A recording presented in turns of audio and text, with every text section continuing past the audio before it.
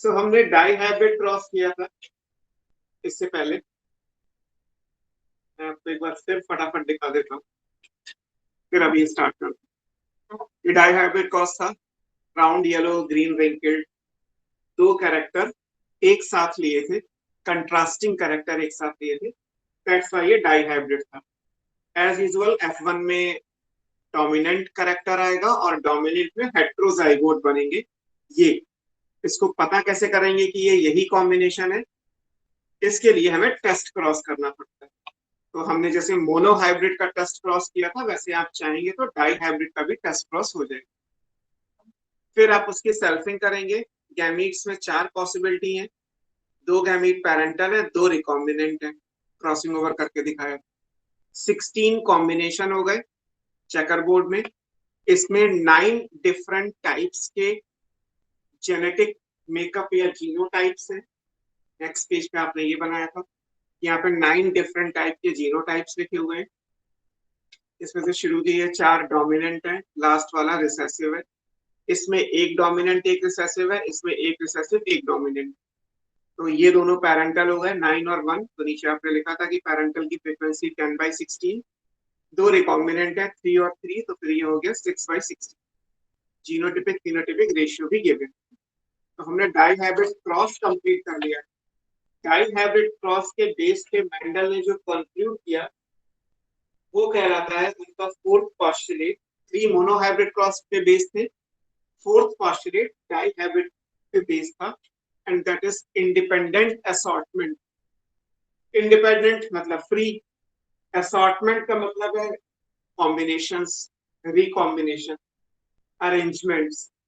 तो जितने भी गैमीट्स हैं they are free to rearrange, they are independently assorted. ये बात उनकी डाई हाइब्रिड क्रॉस के कंक्लूजन से निकलते हैं। तो आज की क्लास में हमें डाई हाइब्रिड का कंक्लूजन पढ़ना है। डाई हाइब्रिड का हम टेस्ट क्रॉस करके भी देखेंगे और फिर आगे की जो भी चीजें हैं उन पे आज। First of all, fourth postulate जो कंक्लूजन था बेसिकली डाई हाइब्रिड क्रॉस का इन टर्म्स ऑफ मेंडलिज्म। अगर हम डाई हाइब्रिड क्रॉस का कंक्लूजन की बात करें,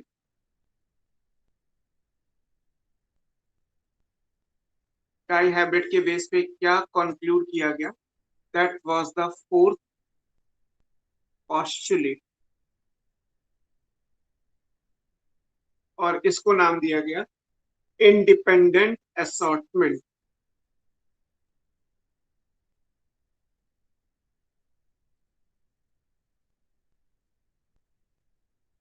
इसे क्या बोलते हैं?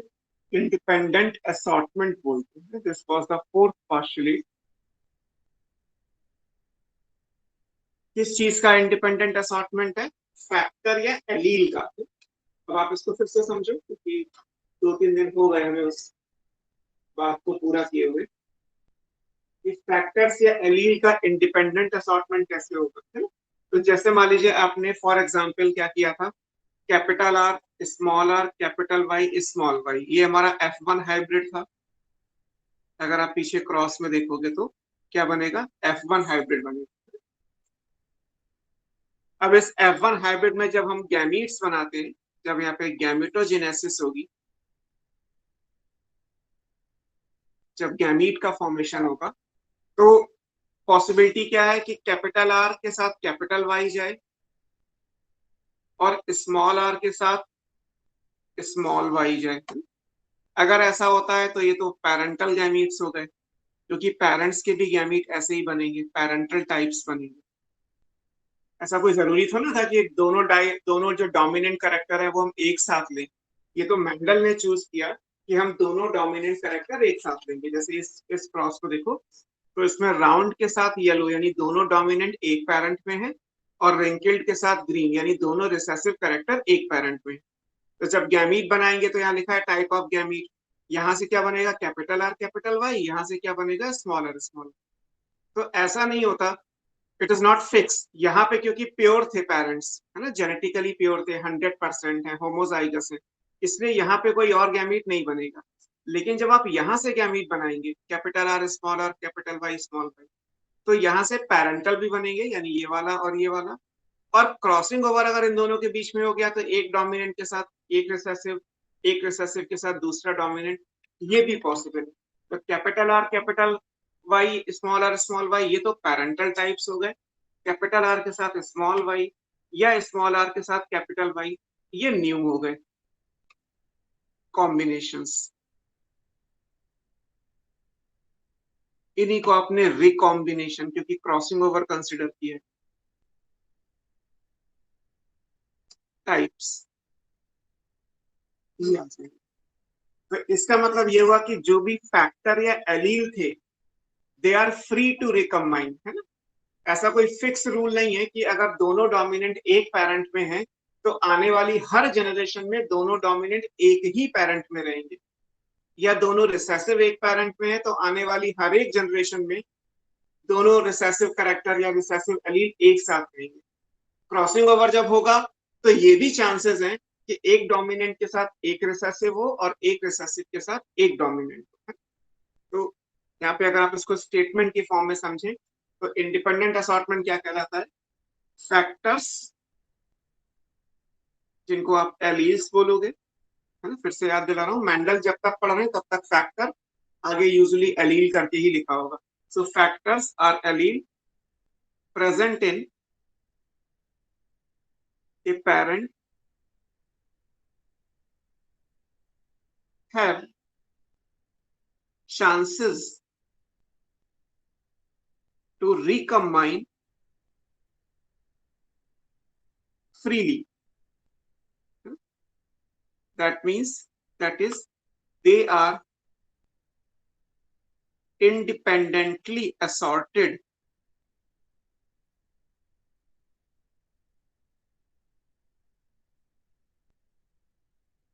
कि वो इंडिपेंडेंटली असॉर्टेड है।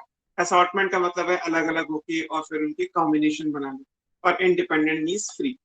यही आगे जाके this become the law of independent assortment. Mendel का जो तीसरा लॉ आपकी बुक में दिया है, लॉ ऑफ इंडिपेंडेंट असॉर्टमेंट, या आपको पता नहीं होता या बुक्स में दिया नहीं होता, इसे क्या कहते हैं, इसे कहते हैं लॉ ऑफ फ्री रिकॉम्बिनेशन, ये भी नाम है इसका। अब जैसे एक नाम तो एनसीईआरटी ने दिया है, कल को ये वाला ऑप्शन में दे दिया जाए फिर आप कहें कि ये नहीं पता, तो इसके लिए ये भी याद रखना है, इसी को हम लॉ ऑफ फ्री रिकॉम्बिनेशन भी कहते हैं।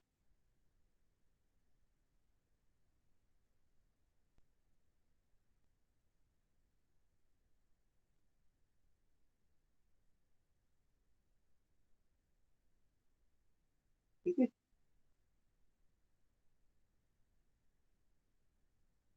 लॉ ऑफ फ्री रिकॉम्बिनेशन या लॉ ऑफ इंडिपेंडेंट असॉर्टमेंट।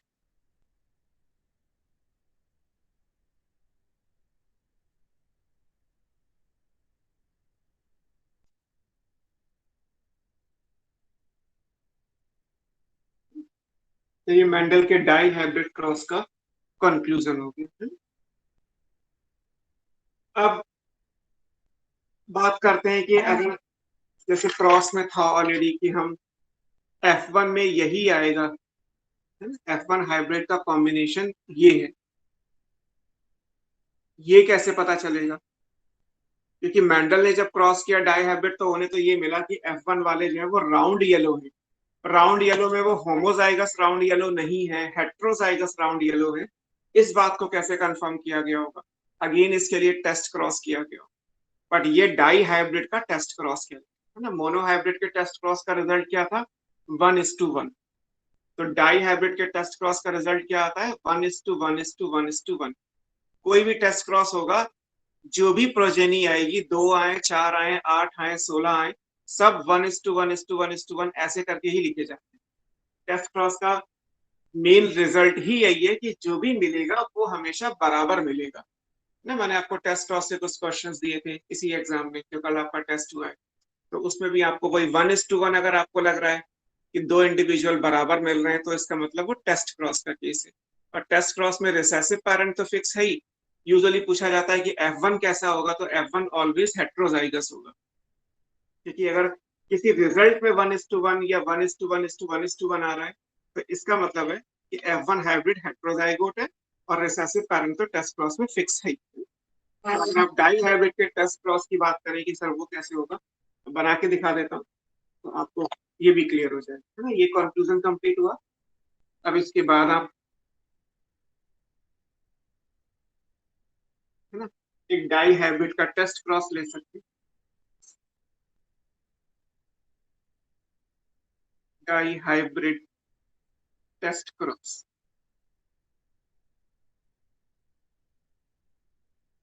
उसमें क्या होता है, डाई हाइब्रिड में हमें क्या चाहिए, F1 हाइब्रिड चाहिए और एक रिसेसिव पैरेंट चाहिए। रिसेसिव करेक्टर तो हमेशा होमोजाइगस ही होता है, small R small R small Y small Y. F1 hybrid क्या है हमें पता नहीं था यहाँ पे, है ना, लेकिन अभी तो हमें पता ही है कि यहाँ पे हेट्रोजाइगोट आएगा, तो capital R small R capital Y small Y. अब मान लीजिए यहाँ से आप गैमीट्स बनाओ, तो यहाँ से कितने गैमीट बनेंगे, 4, है ना। कौन से, capital R small R capital Y small Y, 4 gametes हो गए।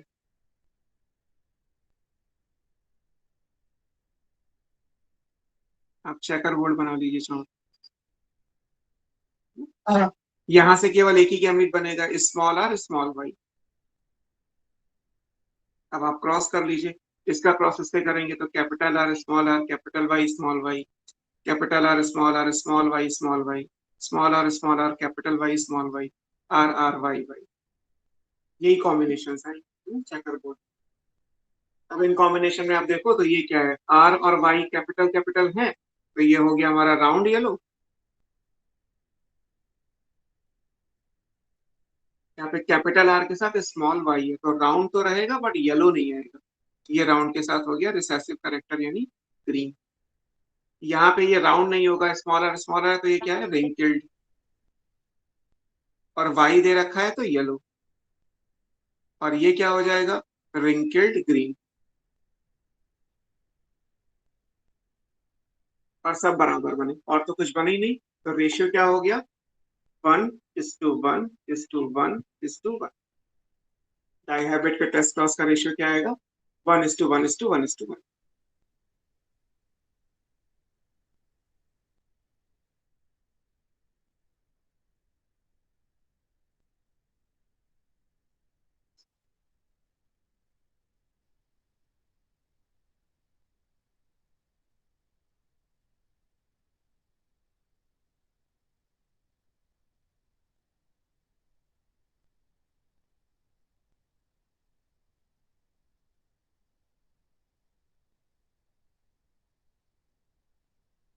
Clear. Good morning sir ji, Shivani. Okay, good morning.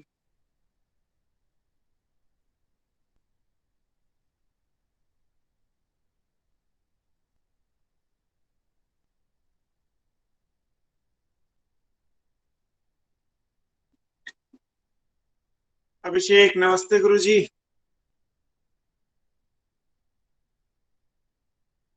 नमस्ते।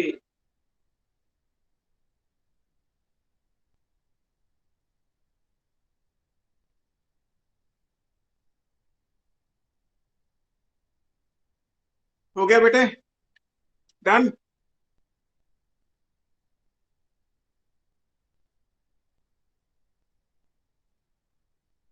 शिवानी सर रिपीट कर दो, अंजलि गुप्ता क्लियर।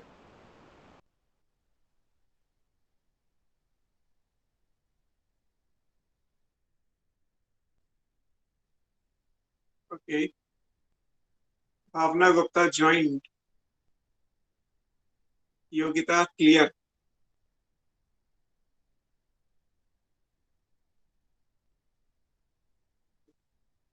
सो ये डाई हाइब्रिड का टेस्ट क्रॉस है। डाई हाइब्रिड के टेस्ट क्रॉस कोई भी होगा, टेस्ट क्रॉस का डेफिनेशन आपने पिछली क्लास में पढ़ा था। टेस्ट क्रॉस का मतलब होता है F1 हाइब्रिड का क्रॉस उसके रिसेसिव पेरेंट से। तो अगर हम डाई हाइब्रिड का टेस्ट क्रॉस ले रहे हैं, तो डाई हाइब्रिड में F1 जनरेशन में क्या आया था, capital R small R, capital Y small Y. और रिसेसिव पैरेंट क्या था, small R small R small Y small Y. तो इससे तो एक ही गैमीट बनेगा, यानी ये वाला। यहां से जब आप गैमीट्स बनाओगे तो चार बन सकते हैं। देयर आर फोर पॉसिबिलिटीज, जैसे आपने ऑलरेडी फिनोटाइप उसमें बनाए थे, चेकर बोर्ड में जब डाई हाइब्रिड का बनाया था, यहाँ से गैमीट्स क्या बने थे ये। अगर हम सेल्फिंग करते तो इसका क्रॉस इसी के साथ करते तो चार गैमीट्स इधर, चार इधर, 16 कॉम्बिनेशन। बट अभी सेल्फिंग नहीं हो रही, अभी F1 का क्रॉस रिसेसिव पैरेंट से हो, तो यहाँ से चार गैमीट्स बनेंगे, यहाँ से एक बनेगा, तो चार का क्रॉस एक से करेंगे तो चार बराबर बराबर आ जाएंगे। क्रॉस कर लीजिए, रिजल्ट आ जाएगा। जितनी भी पॉपुलेशन है, जितने भी टाइप के जीनोटाइप्स हैं, जितने भी पॉसिबल फिनोटाइप है, वो यही आता है ना। टेस्ट क्रॉस एक ऐसा क्रॉस है जहां पे जीनोटिपिक रेशियो और फिनोटिपिक रेशियो सेम आएगा। अगर आपसे कहा जाए कि इसका जीनोटिपिक रेशियो बताओ, तो चार जीनोटाइप है, चारों 1 1 1 1, 25 25 25 25%। अगर कहा जाए फिनोटिपिक रेशियो बताओ, तो भी यही है, चार, 1 2 3 4 फिनोटाइप है, 25% ईच। यानी दिस इज द क्रॉस जहां पे जीनोटिपिक और फिनोटिपिक रेशियो सेम आते हैं, है ना।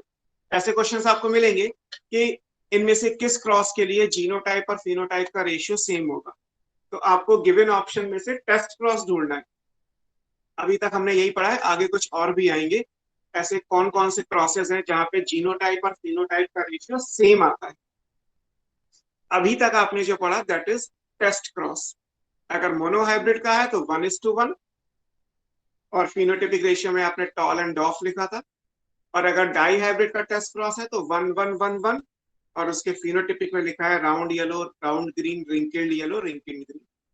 तो सब बराबर पॉपुलेशन में आए, इसका मतलब वो टेस्ट क्रॉस होगा। क्योंकि अगर मोनोहाइब्रिड का आपसे F2 जनरेशन का फिनोटिपिक पूछा जाएगा तो 3:1, और जीनोटिपिक पूछा जाएगा तो 1:2:1। डाई हाइब्रिड का अगर आपसे फिनोटिपिक पूछा जाएगा तो 9:3:3:1, और डाई हाइब्रिड का अगर जीनोटिपिक रेशियो आएगा तो 1:2:2:4:1:1:2:1:1:2:1।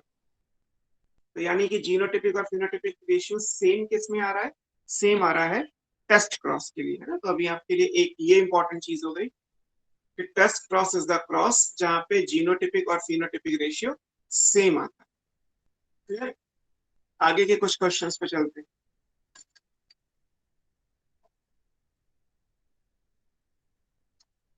अब ये तो डाई हाइब्रिड और मोनोहाइब्रिड की बात हो गई। अगर मान लीजिए किसी और कॉम्बिनेशंस के लिए आपसे कहा जाए कि आप नंबर ऑफ गैमीट्स बताइए, या नंबर ऑफ जीनोटाइप या फिनोटाइप बताइए, तो वो कैसे बताएंगे। तो हम कुछ इंपॉर्टेंट पॉइंट्स करके पढ़ लेते हैं, है ना। इंपॉर्टेंट नोट्स करके लेते हैं, यहाँ से आप क्वेश्चंस को कर सकते हैं। पहला क्या है, कभी भी अगर आपको मान लीजिए किसी कॉम्बिनेशन में नंबर ऑफ गैमीट्स निकालने हो, या नंबर ऑफ फिनोटाइप्स निकालने हो, तो उसका फॉर्मूला क्या है, 2 की पावर n। इसी तरीके से अगर आपको नंबर ऑफ जीनोटाइप्स निकालने हो, तो उसका फॉर्मूला क्या है, 3:n। What is n? n is the number of contrasting character.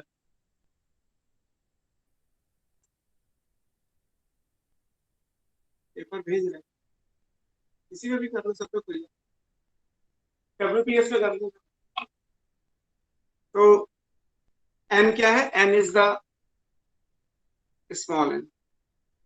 इस फॉर्मूले में number of contrasting character,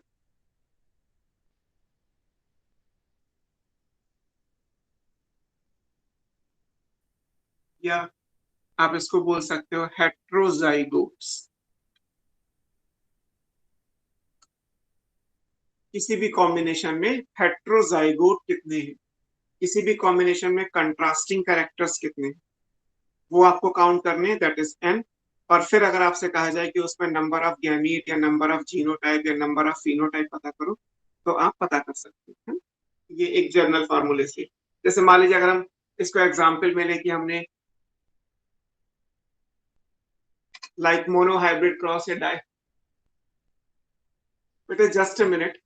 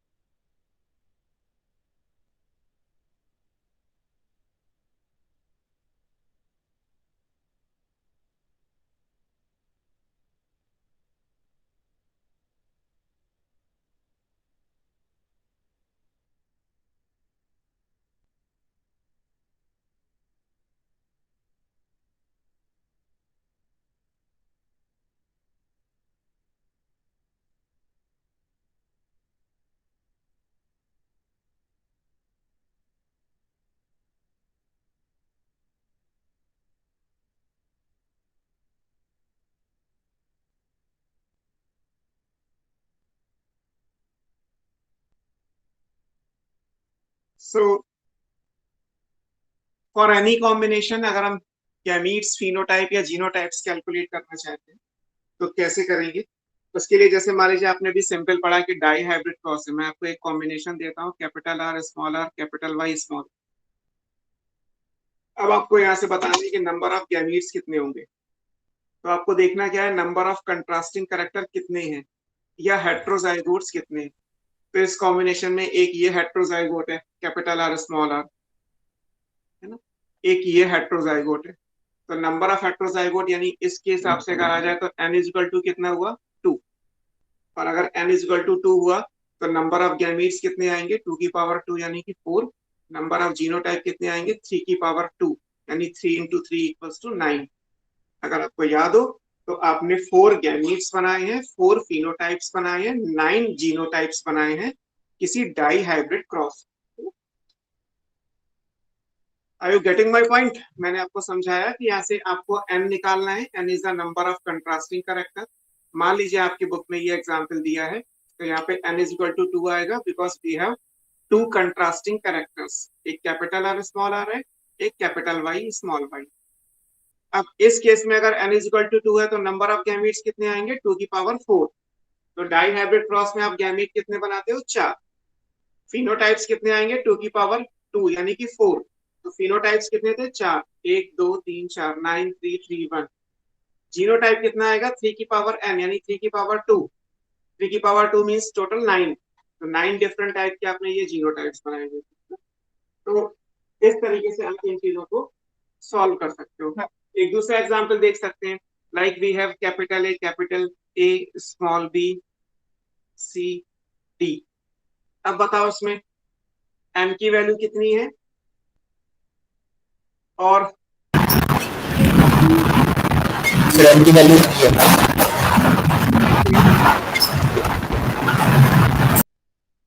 Anshul n की वैल्यू कितनी है 3। थ्री।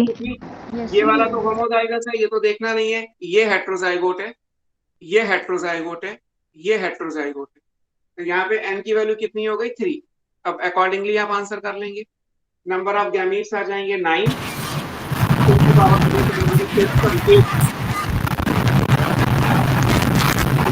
बेटा हाँ, नंबर ऑफ गैमीट्स 2 की पावर 3 यानी कि 8। Number of phenotype 8। Number of genotype 3 की पावर 3 यानी कि 27। तो जैसा भी आंसर है n पता करना है। n पता करने के लिए आपको कंट्रास्टिंग कैरेक्टर्स को देखना है। इसी तरीके से अगर ऐसे कोई क्रॉस है capital A capital B small B capital C capital D. अब इस केस में आपसे कहा जाए कि नंबर ऑफ गैमीट्स कितने बनेंगे, तो ये है ना मोनो हाइब्रिड के जैसा हो जाएगा। दिखने में लगेगा कि 4 करेक्टर है लेकिन 4 करेक्टर कंट्रास्टिंग नहीं है।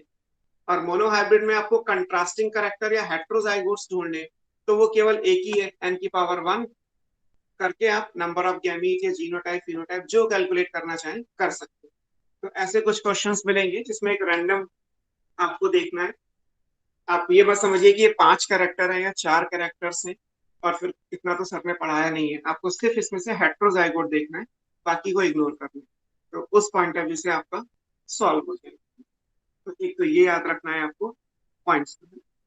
दूसरी चीज, मेंडल ने सिर्फ मोनो हाइब्रिड क्रॉस किया और डाई हाइब्रिड क्रॉस किया और बाकी सारी चीजों के लिए उन्होंने मैथमेटिक्स से एक्सप्लेन कर दिया कि this will be the result. अगर मान लीजिए ट्राई हाइब्रिड क्रॉस होता, 3 कैरेक्टर्स को एक साथ लेते तो क्या होता, या 7 कंट्रास्टिंग कैरेक्टर है, अगर all 7 characters are place together septa hybrid या पॉली हाइब्रिड क्रॉस होता जिसमें 7 कंट्रास्टिंग कैरेक्टर है, तो रिजल्ट क्या आता। तो इस सब चीज को उन्होंने प्रोबेबिलिटी रूल से एक्सप्लेन किया। प्रोबेबिलिटी रूल जैसे मैथमेटिक्स में पढ़ते हैं, सेम हियर। और प्रूव करके दिखाया भी कि देखो ये रिजल्ट आएगा, है ना। हमने स्टार्टिंग में लिखा था कि मेंडल ने एट ए टाइम 1 और 2 कैरेक्टर्स को कंसिडर किया और ये उनका प्लस पॉइंट था, क्योंकि अगर मल्टीपल कैरेक्टर्स एक साथ लेते तो रिजल्ट और कॉम्प्लिकेट हो जाते। मोनो हाइब्रिड और डाई हाइब्रिड क्रॉस ही लोगों ने एक्सेप्ट नहीं किया उस टाइम पे, तो अगर वो पॉली हाइब्रिड क्रॉस लेते फिर तो कैरेक्टर बहुत कॉम्प्लिकेटेड होते, फिर तो प्रॉपर मैथमेटिक्स वाली बात। तो दैट्स वाई उसको हम सॉल्व कैसे करते हैं, उसको निकालते हैं प्रोबेबिलिटी रूल से, है ना। मैं आपको समझा देता हूँ। जिसे आपकी बुक में जो समझाया गया है गैमीट्स बना के, और वो सब प्रोबेबिलिटी रूल के हिसाब से समझाया गया। ये किस चीज के लिए है? To explain Mendel's laws. Mendel's के लॉज को एक्सप्लेन करने के लिए प्रोबेबिलिटी रूल को उन्होंने यूज किया। अब जैसे क्या है कि मैंडल ने क्या कहा था कि उनके पास one pair of unit factor, हमने यहीं से शुरुआत की है। इसका मतलब ये हुआ कि ये जो one pair of unit factor है, इसको हमने क्या बोला था? जीन बोला। That is one gene. और जो आपने फैक्टर बोला था, वो फैक्टर किसके बराबर था? ये एलील के बराबर। यानी एक जीन में दो एलील होगी, पेयर है ना यूनिट फैक्टर का। इसका मतलब ये हुआ कि देयर आर, और ये कम करता क्या है? ये वन कैरेक्टर को गवर्न करता है। यही मेंडल का फर्स्ट पोस्टुलेट था, one character is govern by a pair of unit factor, जो मोनो हाइब्रिड क्रॉस में आपने पढ़ा। तो इसका मतलब आज की टर्मिनोलॉजी में क्या हुआ कि there are two contrasting allele of a gene, है ना। इसका मतलब ये हुआ कि यहाँ पे टू कंट्रास्टिंग एलील हैं, यानी फैक्टर्स हैं ऑफ ए जीन, किसी एक जीन। अब आप ये इमेजिन करिए कि मान लीजिए मोनो हाइब्रिड क्रॉस किया होता, जैसे अभी हमने राउंड येलो ग्रीन रिंकल्ड का क्रॉस किया, आपने टॉल एंड डॉफ का भी क्रॉस किया। मान लीजिए अगर हम राउंड का क्रॉस रिंकल्ड से करते,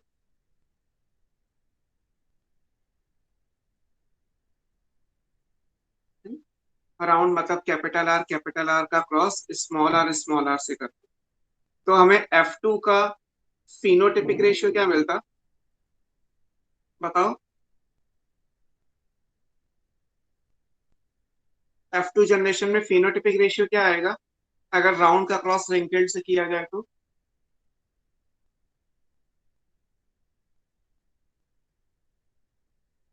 What will be the phenotypic ratio in F2 generation in this case? 1:2:1. 3:1. Nidhi 3:1, Three और to उससे one. पहले जो बोला वो 1:2:1, तो जीनोटिपिक है ना। आपको फिनोटिपिक रेशियो बताना है, जीनोटिपिक 3:1। क्लियर? टॉल एंड डॉफ का क्रॉस किया था ना आपने, टॉल एंड डॉफ का क्रॉस 3:1 था। तो कोई भी मोनो हाइब्रिड क्रॉस करोगे having one pair of contrasting character, तो रेशियो क्या आता है? 3:1। क्लियर? ऐसे दूसरा कैरेक्टर डाई हाइब्रिड क्रॉस में क्या लिया है? Yellow green. तो मान लीजिए अगर मैं येलो लेता और इसका क्रॉस ग्रीन से करता, yellow capital Y green small Y, तो F2 जनरेशन का फिनोटिपिक रेशियो क्या होता?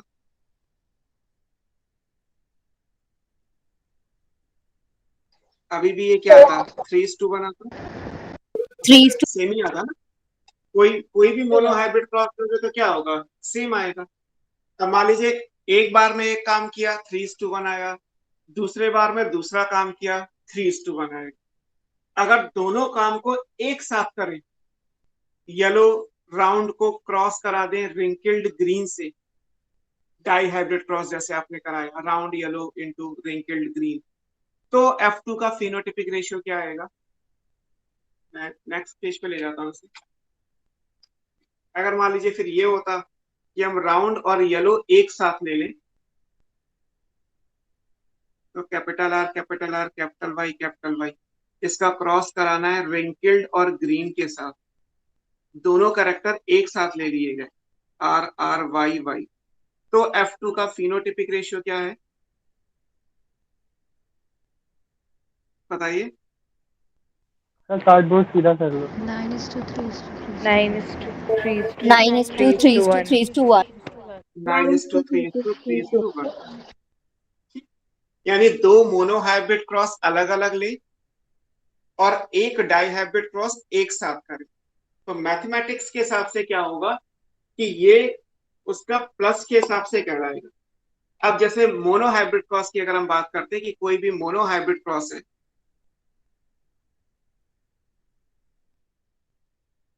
जिसमें आपने वन जीन और एक जीन में दो एलील अभी कंसिडर किया, तो मान लेते हैं कि ये एलील कौन सी है? A and B.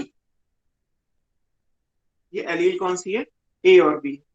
ऐसे ही अगर मान लीजिए दूसरा मोनोहाइब्रिड क्रॉस होगा, उसमें भी एक जीन थी और दो एलील होंगी, अगेन ए और बी।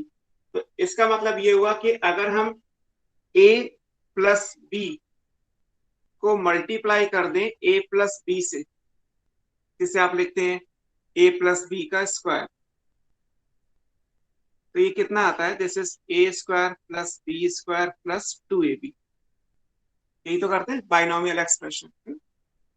अब यहाँ पे ए और बी क्या है? मान लीजिए पहला मोनोहाइब्रिड क्रॉस है, मोनोहाइब्रिड क्रॉस में मैंने एक जीन में दो एलील मानी है, तो मान लीजिए ये ए और बी क्या है? ये मोनोहाइब्रिड क्रॉस है। मोनोहाइब्रिड क्रॉस आपने क्या लिखा कि राउंड का रिंकिल्ड के साथ कराएंगे तो क्या आएगा? 3:1। और ऐसा दूसरा मोनोहाइब्रिड क्या है? येलो इंटू ग्रीन करा था, तब भी क्या आया था? 3:1। तो इसका मतलब ये 3:1 का स्क्वायर होगा। इसको स्क्वायर में लेके आओगे तो क्या आएगा? 3 × 3, 1 × 1 एंड 2 ऐसे करोगे ना, 3 की पावर 2 प्लस 1 की पावर 2 प्लस 2 × 3 × 1। क्या हो गया ये हुआ 9, ये हुआ 1, ये हुआ 6। रेशियो में अगर हम लिखेंगे तो क्या आएगा? 9:1:6। 6 यहाँ पे क्या है? 6 यहाँ पे रिकॉम्बिनेशन था, है ना। ये 2ab क्या है? 2ab तो नया है ना, रिकॉम्बिनेशन। और ए और बी क्या है? ए और बी आपकी पेरेंटल एलील्स थी। तो यहाँ पे 9 आपने देखा कि 9 और 1 क्या थे? पेरेंटल। और 6 क्या है? रिकॉम। 6 वो है जो आपने 3:3 करके लिखा हुआ। तो रेशियो यही तो था, 9:1:3:3। आगे पीछे कर लीजिए वो जर। ये भी याद रखिएगा कि ऐसा कोई रिजिड रूल नहीं है कि 9:3:3:1 ही याद रखना है। 9:1:1:3 भी लिखा हुआ है ना, तो भी एक ही बात है। 1:3:3:9 लिखा हुआ है, 1:3:9:3 लिखा हुआ है, रेशियो है। आप किसी भी फिनोटाइप को आगे पीछे लिख सकते हैं, वो मैटर नहीं करता ना। मोस्ट ऑफ द केस में 9:3:3:1 लिखा है क्योंकि मेंडल के रिजल्ट को कॉपी करते हैं। किसी क्वेश्चन में अगर ये चीज बदल दी जाए तो ये याद रखिएगा कि 9 और 1 हमारे पैरेंटल होने चाहिए और 3 हमारे रिकॉम्बिनेंट होने चाहिए। That is the case of Mendel. ये नहीं कह सकते कि आप 9:3:3:1 ही हमेशा लिखा जाएगा, 9:1:1:3 नहीं हो सकता, 9:1:6 भी हो सकता है, 9:3:3:1 के अलावा 3:3:1:9 भी हो सकता है, कोई भी कॉम्बिनेशन बना सकते हैं। तो ये सिंपली बाइनोमियल एक्सप्रेशन के हिसाब से हो गया। अब यहाँ पे ये फिक्स है कि एक जीन में दो ही एलील हैं, इसीलिए ए प्लस बी लिखते हो आप बाइनोमियल में। एक जीन है यानी एक करेक्टर जिसकी दो कंट्रास्टिंग फॉर्म है ए और बी। तो एक जीन जिसकी दो एलील है, कंट्रास्टिंग फॉर्म है ए और बी। हमने ए और ए नहीं लिखा, ए और बी अलग अलग लिखा हुआ है। तो जितनी ज्यादा आप जीन की कंट्रास्टिंग फॉर्म्स बढ़ाते जाओगे या पावर चेंज होता जाएगा। अगर ट्राई हाइब्रिड होगा तो ए प्लस बी का क्यूब जो भी है वो आ जाएगा। अगर 7 कैरेक्टर एक साथ लोगे तो ए प्लस बी की पावर 7 हो जाएगा, लाइक दिस।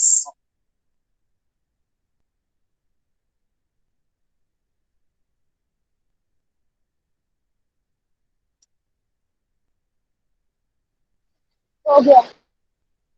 हो गया, चलो ठीक है। तो बाइनोमियल एक्सप्रेशन समझाने का पर्पस यही था कि इसी तरीके से कैलकुलेट किया जाता है। One gene has two contrasting allele या one pair of unit factor has two factors. हम अगर मान लें कि वो टू फैक्टर ए और बी है, तो जितने मोनोहाइब्रिड क्रॉस आप अलग अलग करेंगे तो रेशियो हमेशा क्या आएगा? 3:1। अगर आप इन मोनोहाइब्रिड क्रॉस को दो करेक्टर एक साथ ले लो तो डाई हाइब्रिड हो गया, तीन करेक्टर एक साथ लोगे तो ट्राई हाइब्रिड हो जाएगा, ऐसे। तो अगर आप मल्टीपल करेक्टर एक साथ ले लोगे तो क्या करना है? ए प्लस बी की पावर करना है, और पावर में जितने करेक्टर्स हैं वो देखने हैं आपको। अगर टू कंट्रास्टिंग करेक्टर है तो ए प्लस बी का स्क्वायर हो गया, 3 है तो ए प्लस बी का क्यूब हो गया, 4 होते ए प्लस बी की पावर 4 होता। और बाइनोमियल एक्सप्रेशन जो मैथमेटिक्स में पढ़ते हैं उन्हें सबके फॉर्मूले ऑलरेडी पता होते हैं। बस मेंडल ने यही कहा कि अगर आप 4 करेक्टर एक साथ ले लोगे तो ये आएगा एज पर मैथमेटिक्स। या तो आप मेरी बात को मानो, नहीं तो करके देख लो, नहीं आए तो मुझे बता देना। मेंडल ने नहीं किया था, मेंडल ने केवल मोनोहाइब्रिड किया और डाई हाइब्रिड किया। बाकी सारी चीजों के लिए उन्होंने कहा कि as per probability rule, as per binomial expression result ये आएंगे। अगर आपको लगता है कि मेरी बात सही नहीं है तो आप करके देख लीजिए, और गलत हो तो मुझे बता दीजिएगा, वरना मैथमेटिकली तो यही आना चाहिए। तो आप या तो मान लीजिए या सेफर साइज कहलाती। अगर वो 7 करेक्टर एक साथ लेते तो वो कर तो लेते, माइट बी की रिजल्ट कॉम्प्लिकेट हो जाते। तो उन्हें तो ये था ही कि मैथमेटिक्स में तो रूल अप्लाई करना है। वो रूल चाहे a प्लस बी की पावर 2 हो या a प्लस बी की power n number of character हो, एज पर फॉर्मूला जो आना चाहिए एक्चुअली वही आएगा। अगर हम ट्राई हाइब्रिड का देखें तो एग्जैक्टली सेम आएगा, टेट्रा का देखें तो सेम आएगा। जो भी a प्लस बी का क्यूब आप लिखते हो वही आएगा, 3 प्लस 1 की पावर क्यूब करके देख लीजिए, रेशियो सेम हो जाएगा। तो दैट्स वाई की प्रोबेबिलिटी रूल्स में मेंडल ने अपने सारे लॉस को एक्सप्लेन कर रखा। यहां तक जितनी भी बात है this is all about Mendelism. जो मेंडल ने काम किया वो था, मेंडल ने मोनो हाइब्रिड और डाई हाइब्रिड क्रॉस किए, उनके बेस पे 4 पॉस्टुलेट्स या कंक्लूजन्स ड्रॉ किए। उन कंक्लूजन्स को हमने 3 लॉस की फॉर्म में पढ़ा। Law of dominance and segregation monohybrid cross से है, and law of independent assortment और free recombination dihybrid cross. यहां तक हमारे पास मेंडल का जो डेटा है वो पूरा हो गया। अब हम बात करेंगे वो चीजें, जैसे जैसे 1900 के बाद अलग अलग साइंटिस्ट आते गए और मेंडल्स की जो रूल्स थे उनको स्टडी करते गए। कुछ ऐसे भी केसेस रिपोर्ट हुए जहां पे मेंडल के लॉस फॉलो नहीं होते, जिनको आप नॉन मेंडलियन जेनेटिक्स में रखते हो, जहाँ पे मेंडल के प्रिंसिपल्स फॉलो नहीं होते। और मेंडल का प्रिंसिपल क्या है कि पेरेंट्स प्योर होने चाहिए, F1 हाइब्रिड हेट्रोजाइगोट होगा, टेस्ट क्रॉस भी है, बैक क्रॉस भी है, मोनो हाइब्रिड और डाई हाइब्रिड के फिनोटिपिक और जीनोटिपिक रेशियो है, प्रोबेबिलिटी रूल है। जो भी अभी तक आपने पढ़ा ये मेंडल का है। जहां पे ये बातें नहीं फॉलो होंगी वो नॉन मेंडलियन जेनेटिक्स कहलाएगा, है ना। तो अब हम बात करते हैं नॉन मेंडलियन। और नॉन मेंडलियन में आपके सिलेबस में जो दिया हुआ है उसमें deviation from mono hybrid cross करके हेडिंग है, और पॉलीजेनिक इनहेरिटेंस है जिसमें स्किन कलर दे रहा है। तो कुछ डेविएशंस के बारे में अभी हम स्टडी करेंगे, है? वो आएगा नॉन मेंडलियन जेनेटिक्स। बोलो। फॉर्क मेथड किस लिए यूज होगा? फिर से बोलो बेटा। Fork line method. Fourth line method, fourth line method जैसे लाइन से बना लो। अगर आपको चेकर बोर्ड टाइम कंज्यूमिंग लगता है तो फोर्थ लाइन मेथड कैसे बनाओगे, मैं यहाँ लिख देता हूँ फोर्थ लाइन मेथड। आपने पूछा तो आप लिख लीजिए, वरना कोई ऐसी जरूरत नहीं। जैसे पोनेट स्क्वायर होता है ना, वैसे फोर्थ लाइन मेथड होता है। जैसे मान लीजिए अभी मैंने टेस्ट क्रॉस लिखा था, capital R capital Y small Y का cross R R Y Y से करा। तो यहाँ से 4 गैमीट बनेंगे, मुझे पता है, मैं जल्दी जल्दी बना दूंगा। Capital R capital Y small R capital Y, capital R small Y small R small. यहाँ से एक ही गैमीट बनेगा आर और वाई। अब मैं या तो चेकर बोर्ड बनाऊं जैसे भी बनाया था, फोर्थ लाइन ऐसे, इसको इससे कंबाइन करो तो capital R capital Y small. इसको भी इसी से कंबाइन करो, small R capital Y small. इसको भी इसी से करो, capital R small Y small. इस वाले को भी इसके साथ करो, आर आर वाई। आएगा तब भी वही 1:1:1:1:1। This is called fourth line में। ऐसे आप चेकर बोर्ड बनाओ या फोर्थ लाइन बनाओ। मान लीजिए 4 यहाँ होते और 4 यहाँ पे होते तो 16 बनते। चेकर बोर्ड में भी 16 ही बनेंगे। यहाँ पे 4 है, यहाँ पे 1 है, तो 4 कॉम्बिनेशन है। यहाँ 4 होते और यहाँ 2 होते तो 8 कॉम्बिनेशन आते। चेकर बोर्ड में भी, फोर्थ लाइन से भी। जैसे इजी लगे, आगे मैं बहुत सारी जगह फोर्थ लाइन ही बनाऊंगा। आप चाहे तो चेकर बोर्ड बना लीजिए, चाहे तो फोर्थ लाइन। जिससे टाइम बचे वो इम्पोर्टेंट है। और उसमें भी ये बात पहले आएगी कि टाइम बचाने के चक्कर में गलती मत कर दीजिए। अगर आपको लगता है कि ऐसे करने में दिक्कत है तो इट्स बेटर कि आप पोनेट स्क्वायर बना के करो, है ना। नेगेटिव नहीं होना चाहिए ना, negative marking is not acceptable for me. तो दैट्स वाई आपकी चीज सही हो, भले उसमें टाइम ज्यादा लग जाए, है ना। अगर आपको आता है तो किसी भी बायो के जेनेटिक्स के क्वेश्चन को करने में जो टाइम लगेगा वो डेफिनेटली फिजिक्स के क्वेश्चन से तो कम ही लगेगा। तो इसलिए आप बायो के क्वेश्चन में 20 सेकंड की जगह अगर 1 मिनट या 2 मिनट भी लग रहा है तो कोई इशू नहीं है, आप लगा लीजिए, आपके 5 मार्क्स 4 मार्क्स सिक्योर हो जाएंगे।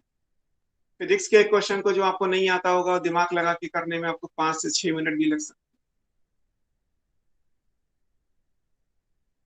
हो गया बेटा, फोर्थ लाइन इसी को कहते हैं। अब बात करते हैं नॉन मेंडेलियन जेनेटिक्स, जहां से एक नए तरीके के कॉन्सेप्ट्स को आप पढ़ेंगे।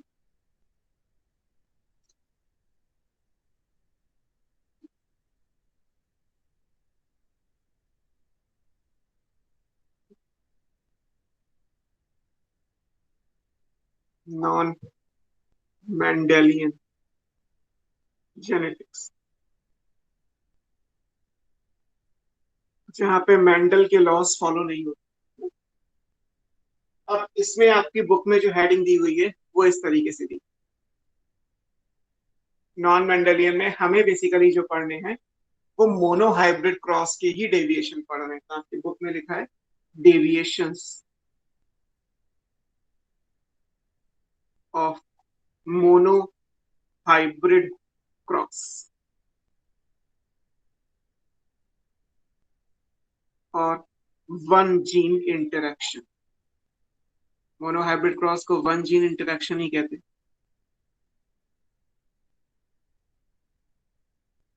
तो मोनो हाइब्रिड क्रॉस या वन जीन इंटरेक्शन के डेविएशन क्या क्या है? डेविएशन मतलब जहां मेंडल के रूल फॉलो नहीं होते।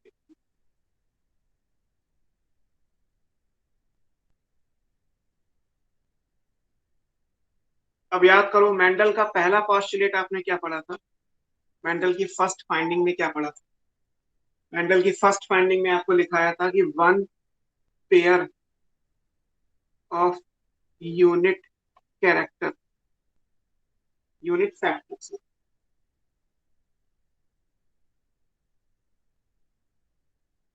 governs one character।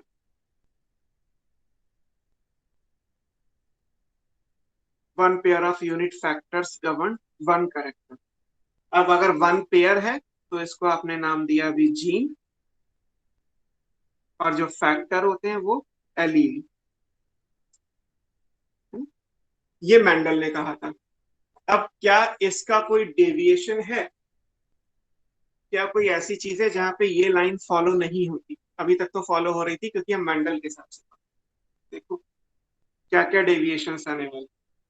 सबसे पहली चीज, ऐसा भी हो सकता है कि कोई एक जीन हो जिसमें एलील तो दो ही रखोगे आप, लेकिन वो करेक्टर एक से ज्यादा गवर्न करे। One gene having two alleles governs more than one character. तो इसका मतलब फिर वो चीज मेंडल को फॉलो नहीं करेगी। मेंडल के रूल में तो ये था कि एक जीन एक करेक्टर को गवर्न करती है। मैं बात कर रहा हूं कि एक जीन एक से ज्यादा करेक्टर को गवर्न करे। तो पहला हम क्या पढ़ेंगे, यहाँ पे वन जीन है फॉर एग्जाम्पल,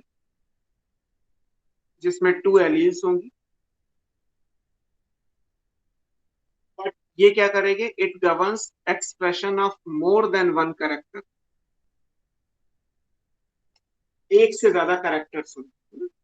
अब इस जीन को आप क्या बोलोगे? This is called pleiotropic gene. ऐसी जीन को क्या कहते हैं?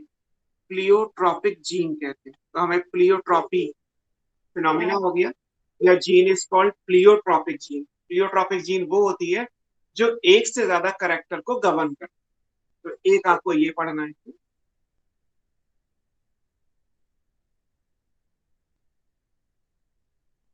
उल्टा करके देख लीजिए, क्या ऐसा हो सकता है कि करेक्टर एक हो लेकिन उसको गवर्न करने के लिए जीन एक से ज्यादा हो जाए?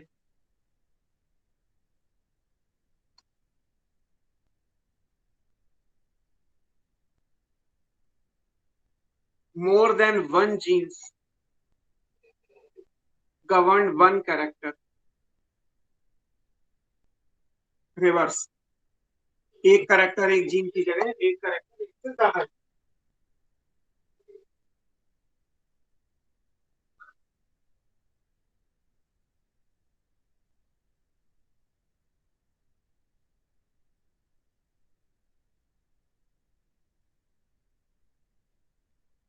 तो इसको बोलते हैं पॉलीजीन। पॉलीजीन का मतलब क्या हुआ, बहुत सारे जीन है, करेक्टर एक ही होगा। सो दिस इज कॉल्ड, आप पढ़ोगे पॉलीजेनिक इनहेरिटेंस। ये भी हमें पढ़ना है। तीसरी चीज क्या है, जीन एक ही रखनी है, करेक्टर भी एक रखना है, लेकिन एलील उसमें दो से ज्यादा हो जाए, क्योंकि यहाँ तो फिक्स है कि एक जीन में दो ही एलील होती हैं, वन जीन में दो पेयर है ना, तो दो ही एलील होंगे। ऐसे भी केस है कि जीन एक ही है, करेक्टर भी एक होगा, बट इसमें एलील्स जो है वो मोर देन टू एलील्स है। इसको क्या बोलते हैं, this is called multiple alleles, phenomena multiple एलीलिज्म। तो मेंडल का जो पहली फाइंडिंग थी उसके भी तीन एक्सेप्शंस मिल गए हमें।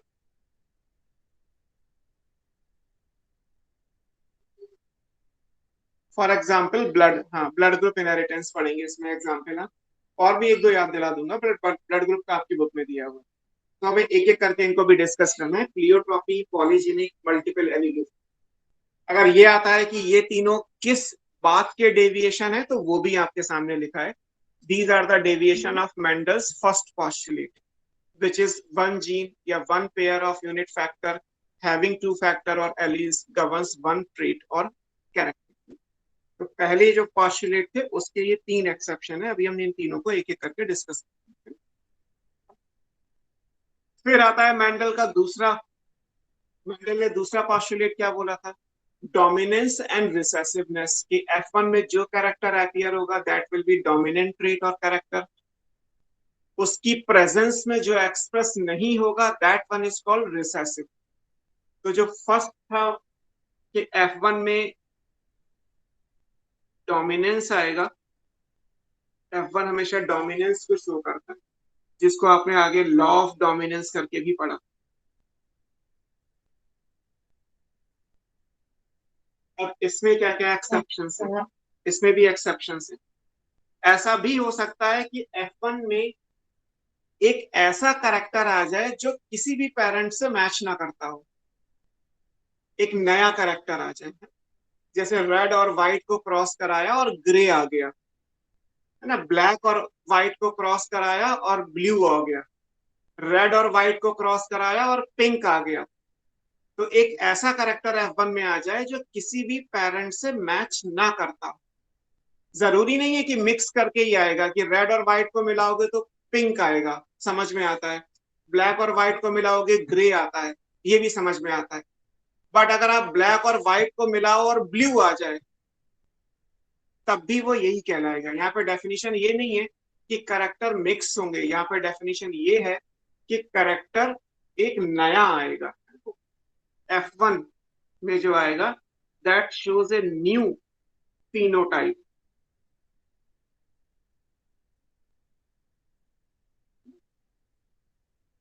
और न्यू phenotype का क्या है, which is does not resemble, जो किसी से मैच नहीं करता, विद इधर ऑफ द पेरेंट, किसी भी पेरेंट से वो रिजेंबल नहीं करता। इसको आप क्या बोलोगे, this is called incomplete dominance.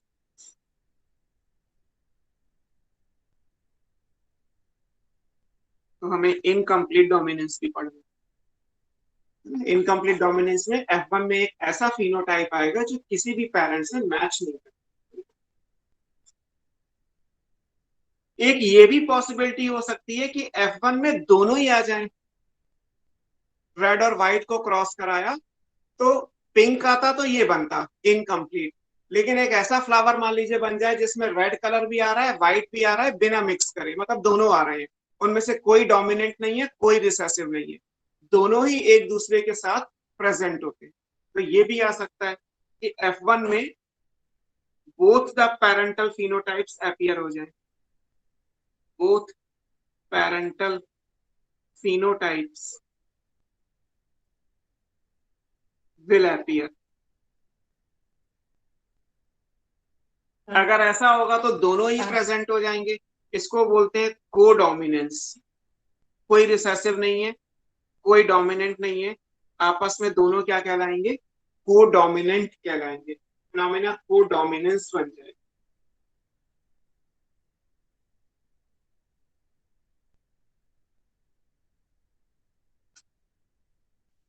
Sir हाँ बेटा। सर इनकम्प्लीट डोमिनेंस में न्यू S1 बनेगा, हाँ न्यू फिनोटाइप, और कोडोमिनेंस में दोनों कैरेक्टर शो होंगे। हाँ, जीनोटाइप नहीं फिनोटाइप, बार बार कैरेक्टर लिखा हुआ है, जीनोटाइप नहीं है, फिनोटाइप है। जीनोटाइप तो कभी नहीं चेंज होते, चाहे आप मेंडल फॉलो करो या बिना मेंडल के फॉलो करो, सबके जीन एक ही जैसे होते हैं, लेकिन फिनोटाइप्स बदल सकते हैं। जैसे हम सबके जीन्स एक ही हैं, बट हमारे फिनोटाइप्स चेंज होते हैं। तो F1 में जो भी पेरेंटल फिनोटाइप्स हैं वो नहीं आएंगे, कोई नहीं आएगा, ना डोमिनेंट ना रिसेसिव, एक नया आ जाएगा। इवन डोमिनेंट और रिसेसिवनेस बोलोगे ही नहीं कि ये डोमिनेंट है ये रिसेसिव है, क्योंकि डोमिनेंट की कंडीशन ही यही थी कि जो F1 में अपीयर होगा। यहाँ पे तो F1 में जो आ रहा है वो बिल्कुल नया है, तो नाइदर वन इज डोमिनेंट और रिसेसिव, जो आएगा वो नया आ जाएगा। तो F1 में नया आ गया तो इनकम्प्लीट, F1 में दोनों आ गए तो भी डोमिनेंट और रिसेसिव नहीं आएगा, वो दोनों एक दूसरे के को डोमिनेंट फैक्टर्स या एलीज के। तो मेंडल की फाइंडिंग ये थी F1 में डोमिनेंस हो, लेकिन यहाँ पे आप देख रहे हो F1 में डोमिनेंस नहीं आएगा, कुछ और आएगा। आगे चलते हैं। फिर मेंडल ने कहा था तीसरा जो लॉ ऑफ सेग्रीगेशन था, गैमीट्स बनाने के टाइम पे लॉ ऑफ सेग्रीगेशन आएगा, गैमीट्स प्योर होते हैं, प्योरिटी ऑफ गैमीट्स की बात की थी अभी। ये ऑलरेडी AIPMT का क्वेश्चन है। इनमें से कौन सा रूल या कौन सी फाइंडिंग्स या कौन सा लॉ ऐसा है जो यूनिवर्सली एक्सेप्टेड है, जिसका कोई एक्सेप्शन नहीं है। तो दिस इज द लॉ जिसका कोई एक्सेप्शन नहीं है। आप कुछ भी करिए जेनेटिक्स में, ये हमेशा वैलिड रहेगा, है ना। दिस इज यूनिवर्सल लॉ, इसमें कोई एक्सेप्शन नहीं है ना। गैमीट्स हमेशा प्योर होते हैं, इस बात में कोई एक्सेप्शन नहीं है। या गैमीट्स या एलील या फैक्टर सेग्रीगेट हो जाते हैं तो इसमें कोई एक्सेप्शन नहीं है।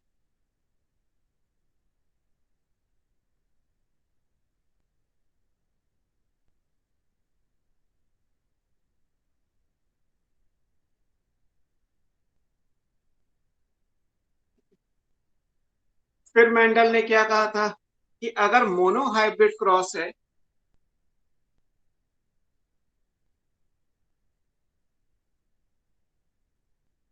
तो उसमें F2 का जीनोटिपिक रेशियो क्या आएगा बताओ। मोनोहाइब्रिड क्रॉस में F2 जनरेशन का जीनोटिपिक रेशियो 1:2:2:1. 1:2:1, ठीक है। और ये अंडरस्टूड है कि यहाँ पे ये वन पैरेंटल है, ये पैरेंटल है, ये रिकॉम्बिनेंट है ना। आप चाहे तो टॉल, हमने लिखा था टॉल, और ये हाइब्रिड टॉल और ये डॉर्फ। आप उल्टा भी लिख सकते थे, ये डॉर्फ है, ये हाइब्रिड टॉल है और ये भी टॉल है। ये रेशियो है, अगर 1:1:2 लिखा हुआ है तब भी पहले प्योर टॉल प्योर डॉर्फ फिर हाइब्रिड टॉल, आपकी मर्जी है, आप जैसे चाहे लिख दीजिए। तो F2 का जीनोटिपिक रेशियो ये आएगा। अब एक ऐसा केस मिला जहां पे या तो इस इंडिविजुअल की डेथ हो जाती है जो पहला वाला है, या इसकी हो जाएगी, बाकी रेशियो क्या बचेगा, 1:2 या 2:1, एक ही आएगा। एक ऐसा केस भी है जहां पे वन पैरेंटल पैरेंटल चाहे डोमिनेंट हो या रिसेसिव हो, डाइज, मर जाता है। तो फिर F2 का जीनोटिपिक रेशियो क्या बन जाएगा? ये आएगा 0:2:1 या 1:2:0। या तो ये पेरेंट अगर मान लेते हैं कि डोमिनेंट वाला था कैपिटल टी, तो या तो इसकी डेथ हो जाएगी, या स्मॉल टी इसकी डेथ हो जाएगी, तो रेशियो ये रह जाएगा। इनको बोलते हैं लीथल जीन। लीथल मतलब डेडली। लीथल जीन आपकी बुक में तो नहीं है, लेकिन एग्जाम में जो क्वेश्चंस आए हैं उनके ऑप्शंस में दिया होता है, तो थोड़ा सा है, हम पढ़ेंगे, है ना। लीथल जीन, है ना, ये एनसीईआरटी में नहीं है। अगर कहा जाए कि एनसीईआरटी से बाहर क्या पढ़ोगे, तो इसमें लीथल जीन पढ़ोगे। बाकी अभी तक हमने जो भी पढ़ा, that all given in NCERT. तो अगर हम केवल मोनोहैबिट क्रॉस में चीजें करें, यूनिट फैक्टर का, F1 में डोमिनेंस का, सेग्रीगेशन का, और F2 फिनोटिपिक जीनोटिपिक रेशियो से जो भी है, तो उनमें से हमें ये डेविएशंस मिलेंगे, इनके बारे में हमें पढ़ना है। इसमें से सेग्रीगेशन एक ऐसा लॉ है जिसका कोई एक्सेप्शन नहीं। क्लियर? जहां तक सर डाई हाइब्रिड की बात है, बोलो बेटा। सर इसमें जीरो शो होना जरूरी है अगर किसी क्वेश्चन में टू नहीं इज टू मतलब वन हो? आप, हाँ हाँ, तो यही आंसर है। जीरो तो मैंने इसलिए लिखा ताकि आपको कंपैरिजन रहे। आप बोलोगे इसको 2:1 ओके सर। लेकिन 2:1 जीनोटिपिक और फिनोटिपिक दोनों हो जाएगा। बिकॉज अगर ये मर गया तो हाइब्रिड टॉल और डॉर्फ होता है, या टॉल एंड डॉर्फ होता है, एक ही बात है। यहाँ पे क्या होता, यहाँ पे लेकिन वेरिएबल है, यहाँ पे ये टॉल होता और ये भी टॉल होता, डॉर्फ मिलता ही नहीं। सारे टॉल मिल जाते, प्योर टॉल और हाइब्रिड टॉल। तो जीरो लिखा भी हो सकता है, नहीं भी हो सकता है। अगर 2:1 या 1:2 लिखा हुआ है और उस क्वेश्चन में जो स्टेटमेंट है उससे ये बातें मैच कर रही हैं, तो that would be the case of lethal genes. Okay sir. Okay, so क्योंकि हमारी हेडिंग थी यहाँ पे deviation of monohybrid cross, one gene interaction. तो वन जीन इंटरेक्शन से जो डेविएशन हमने पढ़ने हैं वो ये सारे। टू जीन इंटरेक्शन जो डाई हाइब्रिड क्रॉस है, डेविएशन तो उसके भी हैं, बट वो आपके सिलेबस में नहीं है। तो उनसे जो क्वेश्चंस अगर आपको मिलते हैं तो आप वो भी छोड़ दीजिएगा, कोई दिक्कत नहीं है। पहले सिलेबस में थे तो इसलिए प्रीवियस एग्जाम्स में आए हुए भी हैं, लेकिन अब क्योंकि आपके सिलेबस में है नहीं तो आपको नहीं पढ़ने, है ना। जैसे मैंने हमेशा कहा है कि जो टॉपिक है उसमें आप एक दो लाइन एक्स्ट्रा पढ़ सकते हो, बट जो टॉपिक ही सिलेबस में नहीं है तो वो आपको नहीं पढ़ना। तो जैसे मोनो हाइब्रिड क्रॉस के डेविएशन है, ये नहीं था तो हम एक्स्ट्रा है, हम पढ़ लेंगे। पर डाई हाइब्रिड के डेविएशन आपके सिलेबस में ही नहीं है, सो फिर वो हमें छूने ही नहीं है, टच ही नहीं करने, हमें उन सब चीजों पे नहीं जाना। मैं आपकी हेडिंग के लिए लिख देता हूँ ताकि आपके माइंड में रहे।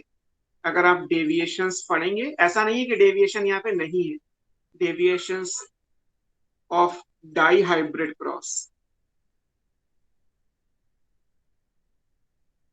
है ना, that is two gene interaction.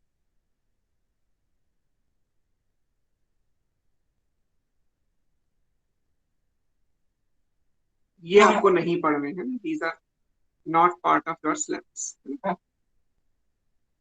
मैं लिख दे रहा हूँ आउट ऑफ सिलेबस। अगर आप लोगों ने कभी ये वर्ड सुने हो जो मैं बोलने वाला हूँ, complementary gene, supplementary gene, epistasis, ये सब ऐसे हैं जो यहाँ आते हैं। किसी भी, जैसे एमटीजी भी अगर आप में से कोई कर रहा है तो एमटीजी में भी कुछ एक दो दिए होंगे, बट छोड़ दीजिएगा, कोई जरूरत नहीं है उनको पढ़ने। हम स्टार्ट करते हैं एविएशन ऑफ मोनोहाइब्रिड क्रॉस को डिटेल में। अब ये मैंने लिखे तो आपको सिंप्लिसिटी के लिए कि किस किस बात से क्या क्या डेविएशन है, बट इन सब में जो सबसे पहले डेविएशन डिस्कवर हुआ था वो था इनकम्प्लीट डोमिनेंस का केस, है ना। ये बाद में डिस्कवर हुए, सबसे पहला जो डेविएशन मिला वो इनकम्प्लीट डोमिनेंस है। इसीलिए आपकी बुक में सबसे पहले ये दिया हुआ। ये जैसे मेंडल की फाइंडिंग्स थी मैंने वैसे सीरीज में लिखी, बट इनमें से डिस्कवरी पहले किसकी हुई है, इनकम्प्लीट डोमिनेंस की, इसलिए हम शुरुआत यहीं से करें।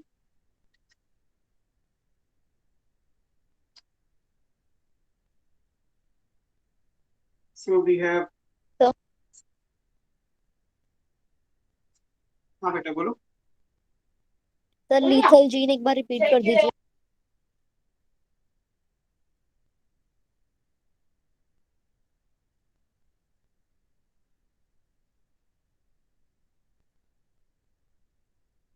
सर माइक ऑफ है। माइक ऑफ है।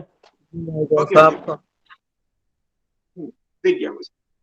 सो लीथल जीन अभी आपने पूछा, तो लीथल में जैसे आपने लिखा है कि F2 जनरेशन जो मोनोहाइब्रिड क्रॉस की थी, उसमें जो जीनोटिपिक रेशियो आता है वो 1:2:1 आता है। क्लियर? तो जब लीथल का केस आएगा तो उसमें वन जो पेरेंट वाला है, या तो वो मर जाएगा जो डोमिनेंट पेरेंट था होमोजाइगस, या जो लास्ट में वन है रिसेसिव पेरेंट, रिसेसिव तो हमेशा होमोजाइगस ही होता है, या तो उसकी डेथ हो जाएगी। जो भी होमोजाइगस पेरेंट है, चाहे डोमिनेंट वाला हो या रिसेसिव वाला हो, उसकी डेथ हो जाती है, तो इसलिए वो लीथल कहलाता है।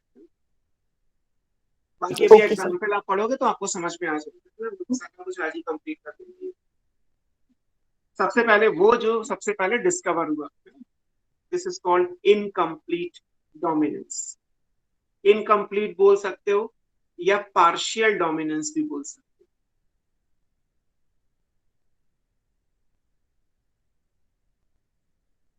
हो। किसी को कहते तो हैं ब्लेंडिंग इनहेरिटेंस।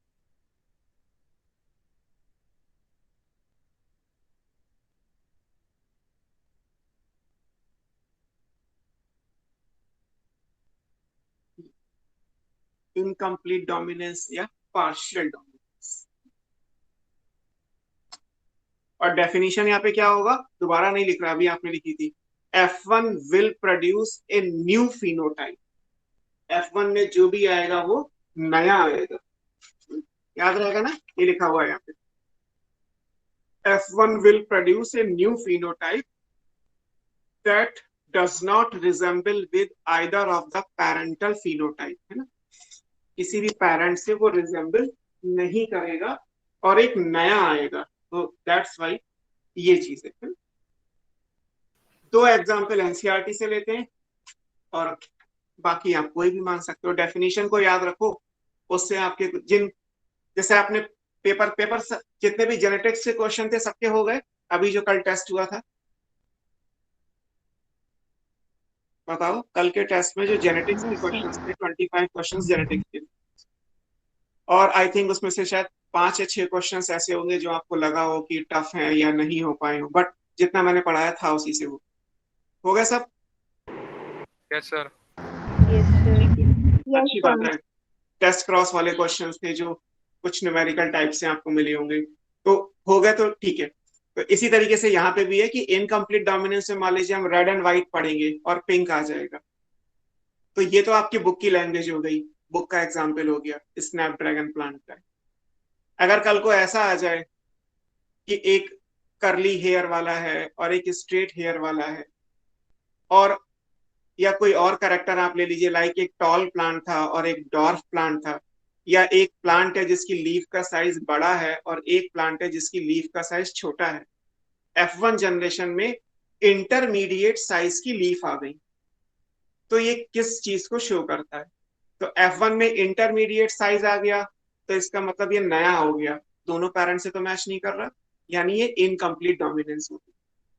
एक ऐसा क्वेश्चन भी ऑलरेडी एग्जाम में आया कि एक प्लांट है जिसकी हाइट 20 सेंटीमीटर है, एक प्लांट है जिसकी हाइट 10 सेंटीमीटर है, दोनों का क्रॉस कराया तो F1 में ऐसे प्लांट बने जिनकी हाइट 15 सेंटीमीटर हो गई, एक की 20 थी एक की 10 थी, F1 में जो आया वो 15 सेंटीमीटर की हाइट का हो गया, तो ये क्या शो करता है, तो इसका मतलब भी इनकम्प्लीट हो गया, दोनों को आप अगर एवरेज लोगे तो 15 अप्रोक्सीमेटली आ ही जाए। तो इस तरीके से क्वेश्चन सर एक क्वेश्चन था कल के टेस्ट में। क्या? हेलो सर, हाँ एक बेटा क्वेश्चन बोलो। कल के टेस्ट हाँ बताओ कौन सा क्वेश्चन था अभिषेक? 135 सबसे लास्ट वाला था। बेटा राइट नाउ मैं एक्सेस तो कर नहीं सकता, वो 135 नंबर का पेपर कौन सा क्वेश्चन? मैं पढ़ देता हूँ। How many genotype can be produced by two allele, capital A and capital small A. तो बस इसको कर लो, कैपिटल ए स्मॉल ए, मान लीजिए अगर एलीलिक कॉम्बिनेशन दिया है कैपिटल ए स्मॉल ए, पूछा गया है हाँ कि इसमें से कितने जीनोटाइप बन सकते हैं ना, हाउ मेनी जीनोटाइप्स, तो अलग अलग है, कैपिटल ए एंड स्मॉल ए, दो एलील आपको दी हुई है, पूछा है हाउ मेनी हाँ जीनोटाइप कितने, तो एक बन सकता है ये, एक बन सकता है ये, एक बन सकता है ये, तीन ही बन सकता है। हाँ हाँ, yes sir, yes sir. Yes sir. Simple question है। ठीक है, ठीक है। ठीक है, सर मुझे लगा दो चल, बनने थे, मैंने बस दो ही नहीं बनाए। तीन बन, नहीं तो ओके गलत कर दिया ना आपने। हाउ मैनी पूछा गया तो आप सारी पॉसिबिलिटी ले लो। एलील तो यस दो ही सर, रखे ना मैंने, ए और बी, कैपिटल ए और स्मॉल ए।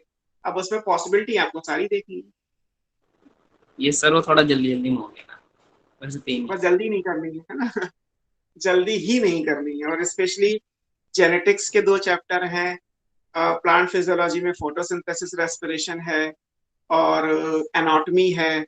मतलब ये वो चैप्टर है जहाँ पे जल्दी बिल्कुल नहीं करनी है ना। और ये सब important chapter, specially first phase में एनाटॉमी, सेकंड फेज में फोटोसिंथेसिस और रेस्पिरेशन। और इवन आप प्लांट ग्रोथ हार्मोन भी ले सकते हैं, बिकॉज उसमें भी कहीं पे कुछ बढ़ रहा है, कहीं पे कम हो रहा है, कोई प्रमोटर है, कोई इनहिबिटर है, कोई एंटागोनिस्टिक है, कोई सिनर्जिस्टिक है, ये सब। थर्ड फेज में आप यस सर। जेनेटिक्स के दो चैप्टर मान लीजिए। फोर्थ फेज कूल एंड काम, कुछ नहीं करना।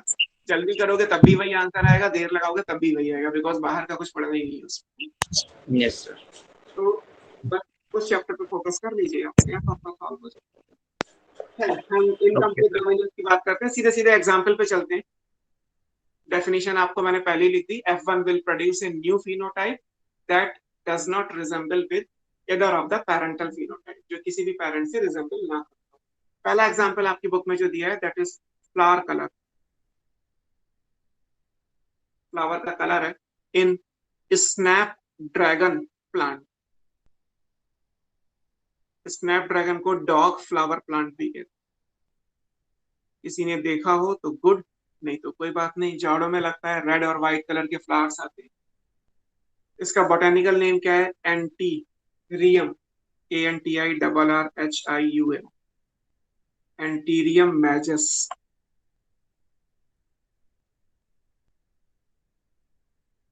इस प्लांट में, इसको स्नैप ड्रैगन या डॉग फ्लावर प्लांट कहते हैं। इस प्लांट में जो फ्लावर का कलर है, अब क्या फ्लावर का कलर है?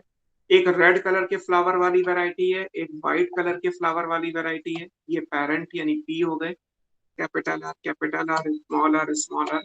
सरप्राइजिंग ये है कि जब क्रॉस करा तो F1 में पिंक कलर के फ्लावर आते, कैपिटल आर, स्मॉल आर। यहाँ पे रेड नहीं आए, यहाँ पे क्या आ गया? Pink. And pink is a new phenotype, है ना। एज पर डेफिनेशन क्या है? F1 में एक नया फिनोटाइप आ जाए तो इनकम्प्लीट डोमिनेंस कहलाए। तो यहाँ पे पिंक आ गया तो इनकम्प्लीट। शॉर्ट में कर दूं, पिंक की सेल्फिंग करोगे तो क्या मिलेगा आपको? Capital R, capital R, capital R, small R, इस two small R, small R. ये वन मिलेगा, ये टू मिलेगा, ये वन मिलेगा। ये रेड होगा, ये पिंक होगा, और ये वाइट होगा।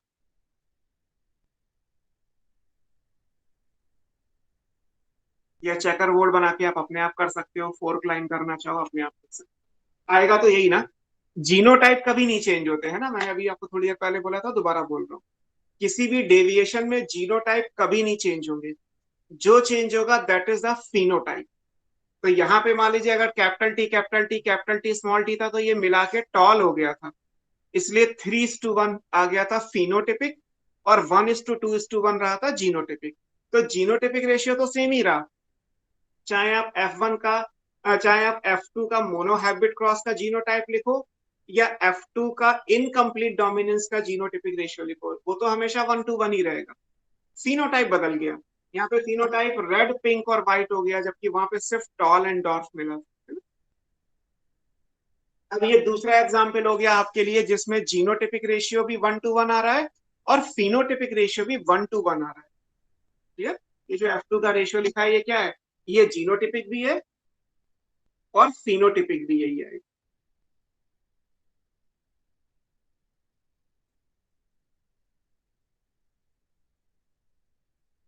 Will be same.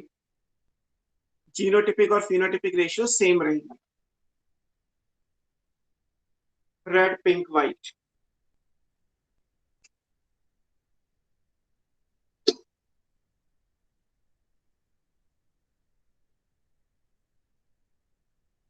कर लेंगे।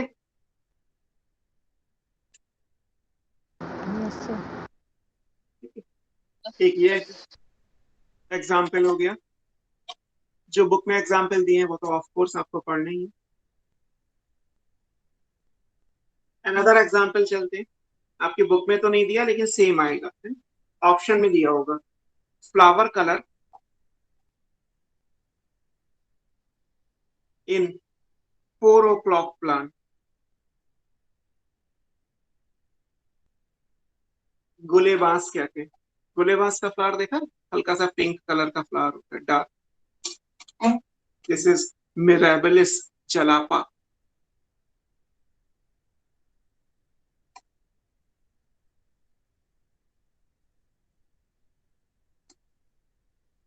Mirabilis jalapa गुलेबांस।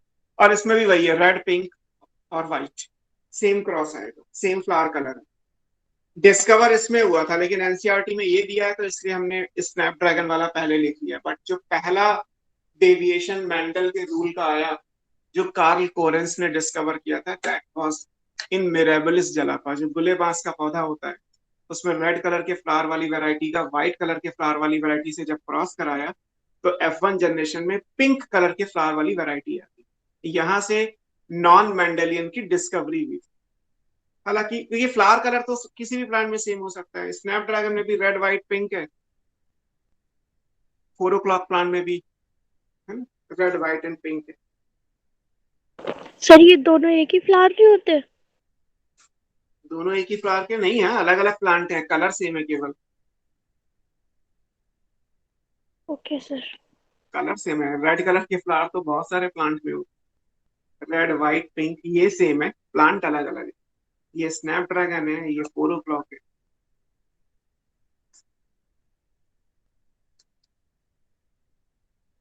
हो गया, सेम आएगा इसका क्रॉस, कुछ अलग नहीं है बिकॉज यहाँ पे तो कलर भी सेम ही है। तीसरा एग्जाम्पल हमारे हिसाब से, और एनसीईआरटी में जो दूसरा एग्जाम्पल दिया है वो दिया है स्टार्च के ग्रेन का साइज।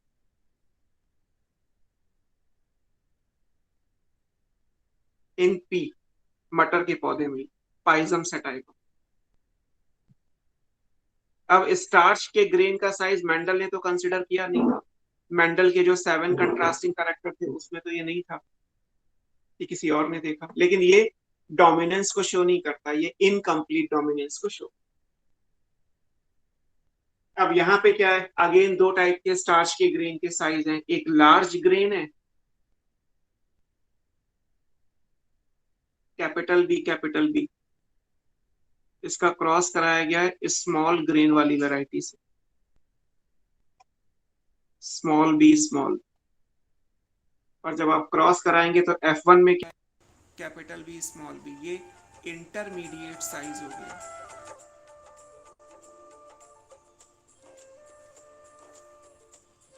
F1 में। और फिर जब इसकी आप सेल्फिंग करेंगे तो आपको वही मिलेगा, capital B capital B capital B small B small B small B. 1:2:2। Sir आवाज नहीं। आवाज चली गई। तो आपकी आवाज माइक के पास सही बात। आ रही थी किसी की। सो सेम क्रॉस करना है आपको, 1:2:1 रेशियो। ये लार्ज, ये इंटरमीडिएट, ये स्मॉल।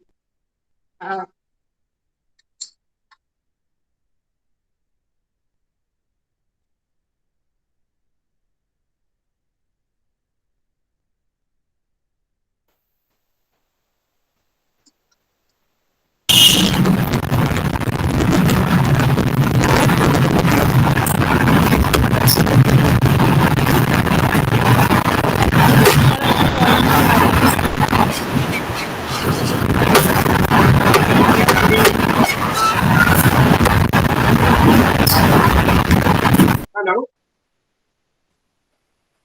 अभी आ रही है आवाज? यस सर, आ रही है। Yes sir. क्लियर हो?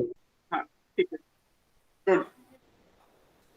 जब कोई कॉल आती है तो वो माइक्रोफोन म्यूट हो जाता है, तो दैट्स व्हाई वो आपको बीच में डिस्टर्ब हुआ।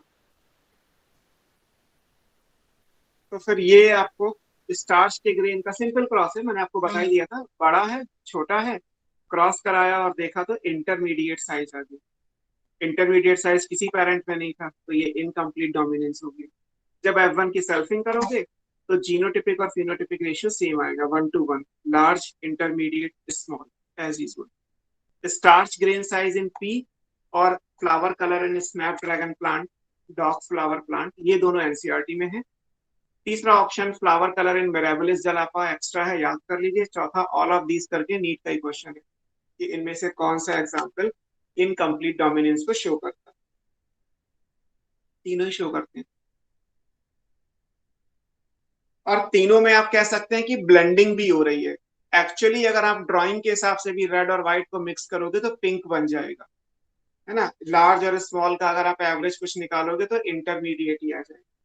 तो ये ब्लेंडिंग के भी एग्जाम्पल हो गए, लेकिन डेफिनेशन में ये नहीं है कि मिक्सिंग होगी, डेफिनेशन में ये है कि नया फिनोटाइप आएगा। क्योंकि अगर हम एनिमल सिस्टम से एग्जाम्पल लें, है ना, जेनेटिक्स कोई रूल थोड़ा है कि प्लांट के लिए एप्लीकेबल है, जेनेटिक्स तो प्लांट एनिमल दोनों में एक ही जैसी है। हमारी बॉडी में भी लॉज ऑफ इनहेरिटेंस मेंडल के अकॉर्डिंग ही होता है, कुछ करेक्टर का, कुछ का नॉन मेंडल के अकॉर्डिंग होता है। तो अगर आप एनिमल सिस्टम से एग्जाम्पल लें तो आपको उसमें मिल जाएगा, जैसे एक एनाडेल्शियन फाउल, फाउल समझते हैं, FOWL, हैन, फाउल, टर्की, ये सब बर्ड्स हैं। तो एक फाउल की वैरायटी है एनाडेल्शियन फाउल। उस फाउल में क्या होता है कि उसके जो प्रीम्यूज, उसका जो कलर है वो अलग अलग है, एक ब्लैक कलर है, एक व्हाइट कलर है। क्रॉस कराया तो F1 में ब्लू कलर के पंख बन गए। तो दैट अब यहाँ पे तो कोई ब्लेंडिंग हुई नहीं ना, ब्लैक और व्हाइट को मिक्स करोगे तो ग्रे आना चाहिए था, बट एक्चुअली क्या आ गया जेनेटिक्स के हिसाब से ब्लू। तो that is also the case of incomplete dominance. इसीलिए इनकम्प्लीट डोमिनेंस की पहले डेफिनेशन यही थी कि कैरेक्टर मिक्स हो जाएंगे, ब्लेंडिंग हो जाएगी, बट जब धीरे धीरे और एग्जाम्पल मिलते गए तो ये लगा कि डेफिनेशन में ये ज्यादा एक्यूरेट है कि F1 में एक नया फिनोटाइप है, चाहे वो ब्लेंड करके नया आए या बिना ब्लेंड करके नया आए, F1 में नया आएगा जो किसी भी पेरेंट से रिजेंबल ना करे।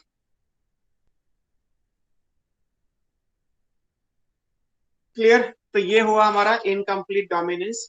अब इस इनकम्प्लीट डोमिनेंस या जो डोमिनेंस मेंडल ने कहा या जो बाद में इनकम्प्लीट डोमिनेंस डिस्कवर किया गया, इसका मॉलिक्यूलर बेसिस पे रीजन क्या है, आपकी बुक में यही डिस्कस किया गया है। What is the explanation of dominance. Actually आप डोमिनेंस को मॉलिक्यूलर बेसिस पे कैसे एक्सप्लेन करोगे। हालांकि मॉलिक्यूलर बेसिस ऑफ इनहेरिटेंस हमारा नेक्स्ट चैप्टर है, बट ये टॉपिक यही दिया गया है, तो हम पहले इसका एक्सप्लेनेशन समझेंगे।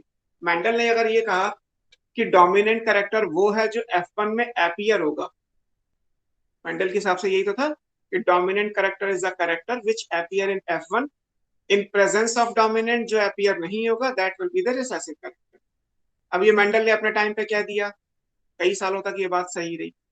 जब उसको मॉलिक्यूलर बेसिस पे लेके गए तब फिर इसकी डेफिनेशन फिर चेंज की गई कि डोमिनेंट वो नहीं होता जो F1 में अपीयर होगा, बिकॉज इनकम्प्लीट डोमिनेंट में भी तो F1 में क्या अपीयर हुआ, पिंक। तो क्या पिंक डोमिनेंट कैरेक्टर हो जाएगा? या रेड और व्हाइट में फिर डोमिनेंट कौन है और रिसेसिव कौन है, क्योंकि अपीयर तो दोनों ही नहीं हो रहे। तो एक्चुअली डोमिनेंस की डेफिनेशन क्या है उसको फिर हम मेंडल के टाइम पे मेंडल ने एक्सप्लेन किया, दैट वाज गुड, बट अभी नाउअडेज हम उसको मॉलिक्यूलर बेसिस पे एक्सप्लेन करते हैं। एंड दैट्स व्हाई आपकी बुक में एक हेडिंग या पैराग्राफ मिलेगा, explanation for concept of dominance, कि एक्चुअली डोमिनेंस के कंसेप्ट का क्या एक्सप्लेनेशन है, हम उसकी बात करते हैं। This is explanation for what? Concept of dominance.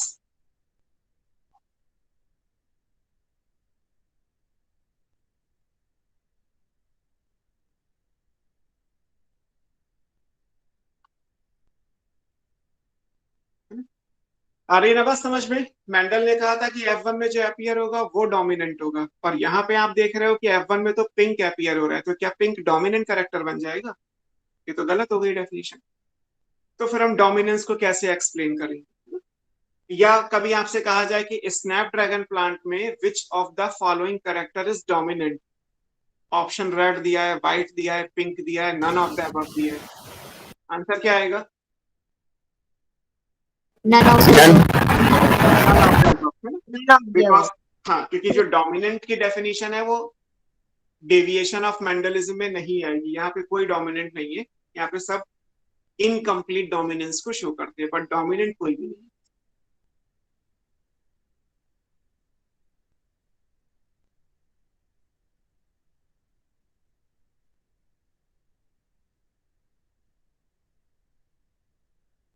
Sir आपकी वॉइस नहीं आ रही फिर से। किसी भी डिप्लॉयड ऑर्गेनिज्म में, in case of diploid organism,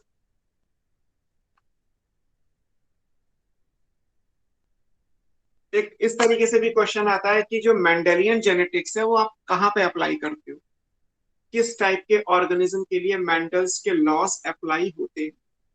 तो उसका आंसर होता है किसी भी डिप्लॉयड ऑर्गेनिज्म में जो सेक्सुअली रिप्रोड्यूस कर रहा हो, हम मेंडलिज्म को अप्लाई कर सकते हैं। Clear? For any sexually reproducing diploid organism, है ना, मान लीजिए जैसे ह्यूमन है तो वो सेक्सुअली रिप्रोड्यूस कर रहा है और वो डिप्लॉयड है, 2n = 46 है, दैट्स वाई हम मेंडेलियन प्रिंसिपल्स को अप्लाई कर सकते हैं। अगर मान लीजिए होता कि 2n = 50 बट ऑर्गेनिज्म पार्थेनोजेनेसिस करता, पार्थेनोजेनेसिस होता है एसेक्सुअल रिप्रोडक्शन, तो फिर उसमें मेंडल के लॉस का इनहेरिटेंस नहीं आएगा। या कोई मान लीजिए ट्रिप्लॉयड ऑर्गेनिज्म है, 3n = 21 बट सेक्सुअल रिप्रोडक्शन कर रहा है, in that case also Mendelism follow नहीं होगा। तो किसी भी डिप्लॉयड ऑर्गेनिज्म में जो सेक्सुअल रिप्रोडक्शन कर रहा हो, मेंडलिज्म को फॉलो कर सकते हैं। ऐसे ही ऑर्गेनिज्म का हम केस लेते हैं कि कोई एक डिप्लॉयड ऑर्गेनिज्म है जहां पे हम कॉन्सेप्ट मानते हैं one gene governs one character. अब क्योंकि मॉलिक्यूलर बेसिस है तो वन कैरेक्टर आएगा, वन जीन का मतलब यहाँ पे था one pair of unit factor, but molecular biology में क्या हो गया, वन जीन हो गया। वन जीन में 2 एलील्स होती है, आप जानते ही हैं। नॉर्मल केस में एक जीन में 2 फैक्टर या 2 एलील होते हैं। जहां तक कैरेक्टर की बात है, कैरेक्टर क्या कहलाता है, कैरेक्टर हमें दिखाई देता है, so this is called phenotype. अब मान लेते हैं कि, और फिनोटाइप क्या होता है, फिनोटाइप को अगर हम केमिस्ट्री में लेके आए, हमारी बॉडी में जो भी चेंजेस है, जो भी हमें दिखाई दे रहे हैं in terms of chemical property, ये क्या होगा बताओ, कोई बता सकता है? In terms of chemistry, in terms of biomolecule ये कौन सा होगा? कार्बोहाइड्रेट, प्रोटीन, लिपिड या न्यूक्लिक एसिड? Nucleic acid. मेरा क्वेश्चन ये है कि अगर हमारी बॉडी का एक फिनोटाइप है, हमारी बॉडी में जो भी आपको कैरेक्टर दिखाई देता है, हमारे हेयर का कलर ब्लैक है, तो ये इसकी केमिस्ट्री क्या है, इसके लिए कौन सा बायोमॉलिक्यूल रिस्पॉन्सिबल है? Nucleic acid. Nucleic acid.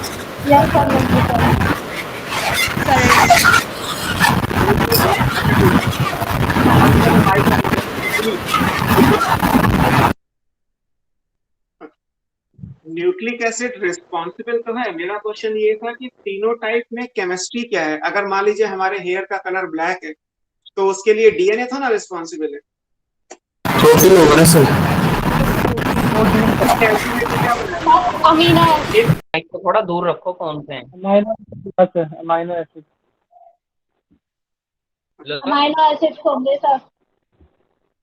Amino acids होंगे। अमाइनो एसिड तो मोनोमर होते हैं, अमाइनो एसिड का पॉलीमर क्या होता है? प्रोटीन, है ना। अमाइनो एसिड नहीं, केवल अगर ग्लूटामिक एसिड आपको दे दूंगा तो उससे आपके बालों की प्रोटीन केराटिन थोड़ा बन जाएगी। केराटिन बनाने के लिए आपको सारी प्रोटीन चाहिए, मतलब सारे अमाइनो एसिड चाहिए, जिससे एक कॉम्बिनेशन से एक प्रोटीन बनेगी। तो जो भी फिनोटाइप होता है in terms of molecular biology क्या है, ये प्रोटीन है ना। प्रोटीन के अपने अलग अलग स्ट्रक्चर, प्रोटीन में primary, secondary, tertiary, quaternary 4 form होती है ना। Primary structure, secondary structure, tertiary structure, quaternary structure. Biomolecules में आपने प्रोटीन के 4 फॉर्म्स को स्टडी किया होगा। जो सबसे पहले बनती है, जो आप अगले चैप्टर में प्रोटीन सिंथेसिस से पढ़ोगे, वो प्रोटीन क्या होती है? Polypeptide. Polypeptide is the primary structure of protein, जिसमें अमाइनो एसिड किससे जुड़े होते हैं? पेप्टाइड बॉन्ड से, CONH बॉन्ड से जुड़े होते हैं। तो बेसिकली एक जीन क्या बनाता है? अब ये सिर्फ डिफरेंस की बात है कि 1966 में जब 1866 में जब मैंडल ने कोई आइडिया दिया तो उन्होंने कहा कि एक जीन, एक कैरेक्टर रिस्पॉन्सिबल है, टॉल के लिए रिस्पॉन्सिबल है। बाद में जैसे जैसे एलॉबरेट करते गए साइंस को तो समझ में आया कि टॉल के लिए भी कोई पर्टिकुलर प्रोटीन होती होगी, कोई केमिकल कंपाउंड होता होगा जिसकी वजह से टॉल आएगा। तो दैट्स वाई हम प्रोटीन या पॉलीपेप्टाइड का था। अब प्रोटीन सबसे कॉमन फॉर्म क्या है बताओ? प्रोटीन की सबसे कॉमन फॉर्म क्या है? कौन सी चीज ऐसी है जो प्रोटीन की फॉर्म में आप सबसे आसानी से देखते हो?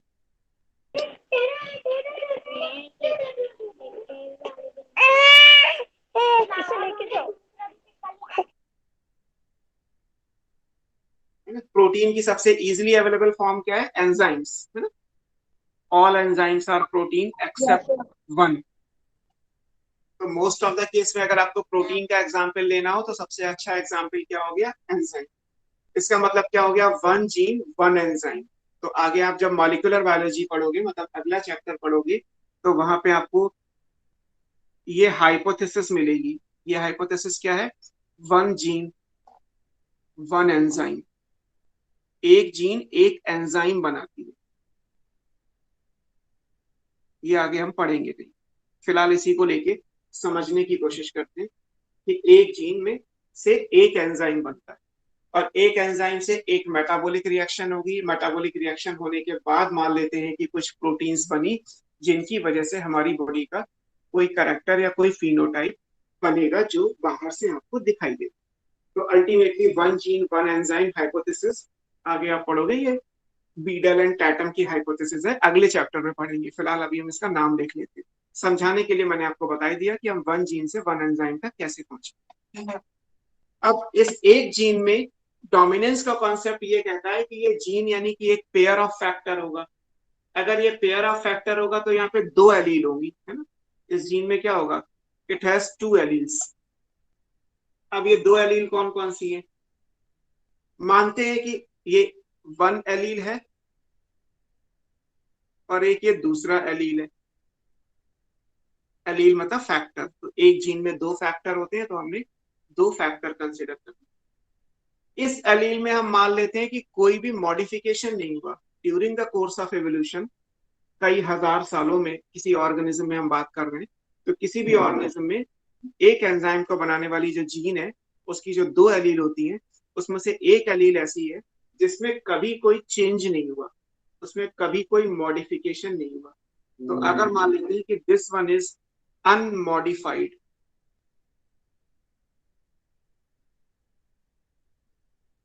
अगर ये मानते हैं कि ये एलील कैसी है? अनमॉडिफाइड एलील है। फॉर एग्जाम्पल कैपिटल एस लिख देते हैं इसे। तो फिर ये एलील जिसमें कोई मॉडिफिकेशन नहीं हुआ ये क्या बनाएगी? ये एंजाइम बनाएगी। This will produce a normal enzyme. जो एंजाइम बनना चाहिए वो बनेगा। और अगर नॉर्मल एंजाइम बनेगा तो इसका मतलब क्या होगा? नॉर्मल एंजाइम का मतलब नॉर्मल फिनोटाइप जो बनना चाहिए वो आ जाएगा।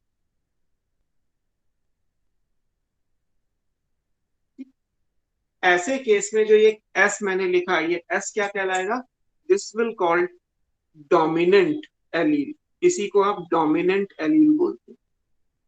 तो डोमिनेंस का जो कॉन्सेप्ट है वो ये है कि एक ऐसा एलील से गवर्न होने वाला कैरेक्टर जिसमें पूरे एवोल्यूशन में कभी कोई चेंज नहीं आया, वो क्या कहलाएगा? डोमिनेंट कहलाएगा। अब जैसे पी प्लांट की अगर हम बात करें तो कैपिटल टी स्मॉल टी, हमारे पास दो एलील हैं जो एक कैरेक्टर या फिनोटाइप को गवर्न करते हैं, that is called tall. Tall को गवर्न करने के लिए कैपिटल टी होगा या कैपिटल टी स्मॉल टी होगा, दो ही ऑप्शन। अगर हम दूसरा वाला हटा दें तो कैपिटल टी तो चाहिए ना टॉल के लिए, बिकॉज आपको समझाया था पिछली क्लास में स्मॉल टी से तो टॉल नहीं आएगा ना, कैपिटल टी से टॉल आ जाएगा।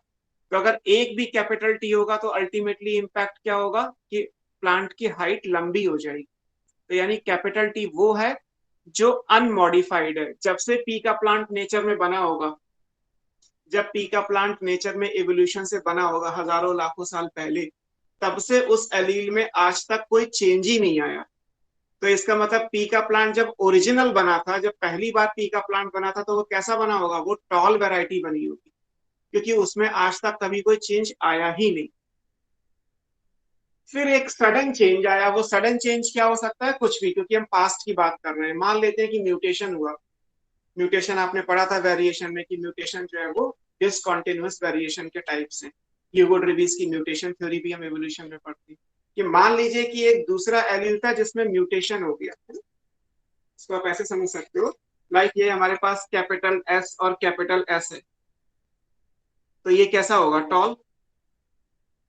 मान लीजिए इसमें कोई चेंज नहीं हुआ, अगर मैं इसकी जगह सिर्फ ये लिखता तो भी कैसा होता? टॉल। क्योंकि यहाँ पे आप दो पॉसिबिलिटी है, या तो कैपिटल एस के साथ कैपिटल एस लिख लो तो भी टॉल, कैपिटल एस के साथ स्मॉल एस लिख दो तो भी टॉल, टॉल ही तो आएगा। यानी कि ऐसा एलील जो कभी चेंज ही नहीं हुआ, कैपिटल एस, वो किसको गवर्न कर रहा है? टॉल, यानी कि डोमिनेंस को। अब जो ये दूसरा वाला एलील है स्मॉल, ये दूसरा हमने कैपिटल माना या स्मॉल वाला जो भी है, ये वो है जिसको हम मॉडिफाई करेंगे, जिसको हम इवोल्यूशन से बदल देंगे।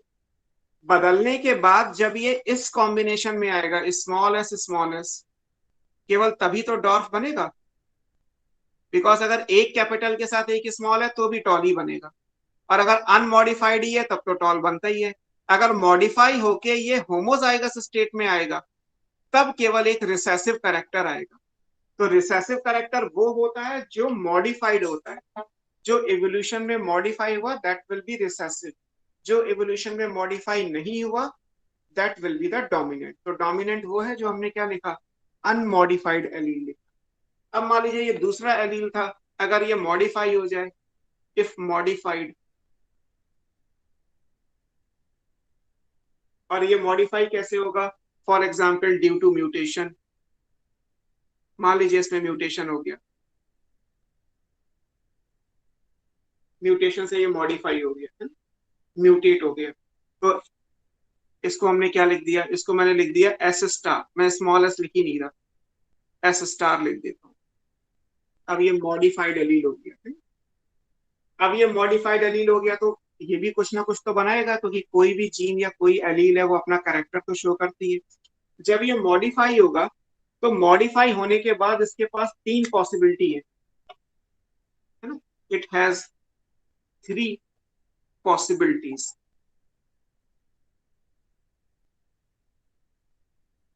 क्या क्या पॉसिबिलिटी है? एक पॉसिबिलिटी तो ये है कि ये मॉडिफाई होने के बाद भी वही एंजाइम बनाए जो बिना मॉडिफाई होके बना रहा था। मतलब बॉडी में चेंज भी हो गया तब भी उस चेंज का कोई फर्क नहीं दिखाई दिया, क्योंकि अब भी आप वही काम कर रहे हो जो पहले कर रहे थे। तो इट मीन्स की पहली पॉसिबिलिटी क्या है? It will produce a normal enzyme,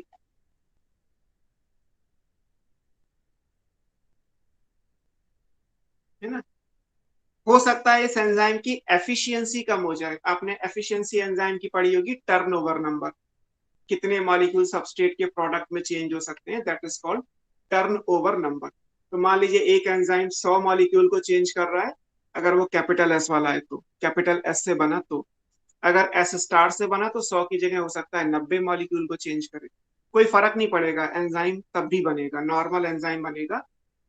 it may be less efficient, efficiency कम हो सकती है, बट रहेगा ये नॉर्मल एंजाइम।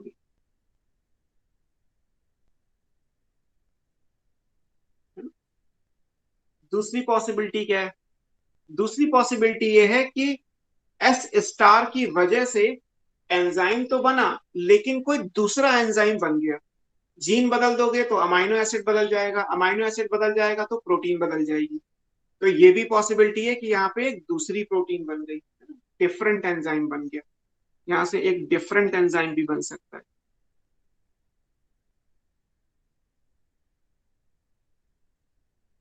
अगर ये डिफरेंट एंजाइम है तो ये एंजाइम जो नॉर्मल वाला जो काम कर रहा था, जो फिनोटाइप बना रहा था, वो काम तो यहाँ नहीं होगा। यानी कि अगर ये डिफरेंट एंजाइम हुआ तो ये कैसा होगा? This will be non functional. जो काम होना चाहिए वो काम तो नहीं हो रहा ना, तो ये नॉन फंक्शनल एंजाइम होगा। एक तीसरी पॉसिबिलिटी ये है कि कोई भी एंजाइम ना बने, नो एंजाइम,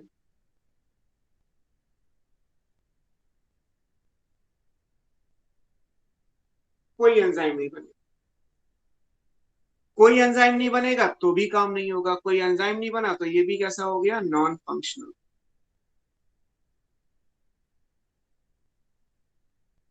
तो रिसेसिव एलील का कॉन्सेप्ट ये आया कि जब एक एलील मॉडिफाई होके या तो कोई काम ना करे या एक ऐसा काम करे जो पहले से डिफरेंट हो, तो इस केस में हम क्या बोलते हैं, इस दोनों ही केस में इसको क्या बोला जाएगा, this is called recessive allele. ये दोनों क्या कहलाएंगे, मॉडिफाइड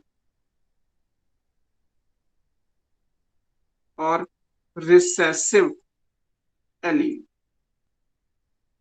कैपिटल एस।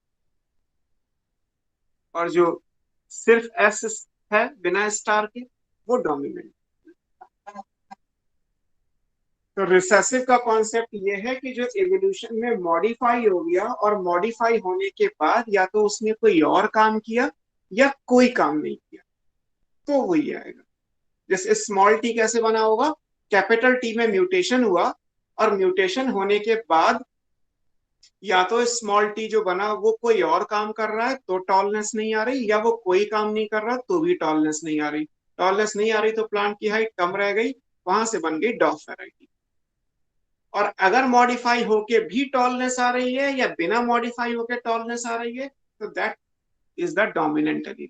तो डोमिनेंट वो है जो बिना म्यूटेशन के अपना काम कर रहा है, पूरे टाइम में कभी कोई मॉडिफिकेशन हुआ ही नहीं, वो तो एक नॉर्मल फिनोटाइप ही प्रोड्यूस करेगा। तो हमेशा डोमिनेंट वो होता है जो नॉर्मल होता है। डोमिनेंट करेक्टर मतलब वो करेक्टर जो हमें बाई बर्थ मिला। बाई बर्थ का मतलब है बाई इवोल्यूशन मिला। जब पहली बार मान लीजिए होमोसैपियंस बना होगा 50,000 साल पहले, जब फर्स्ट होमोसैपियंस आया होगा, तो उस टाइम पे जो करेक्टर था वो करेक्टर अगर आज भी है तो इसका मतलब वो डोमिनेंट करेक्टर। और अगर बहुत सारे करेक्टर गायब होते गए बीच में तो इसका मतलब दोज वर रिसेसिव है। जैसे आप आगे म्यूटेशन जब पढ़ोगे तो म्यूटेशन इसी चैप्टर में पढ़ना है, वहां पे आपको मिलेगी कि म्यूटेशंस आर जनरली रिसेसिव, है ना। ये देखो ना, म्यूटेशन हुआ, मॉडिफाई हुए, ये रिसेसिव है।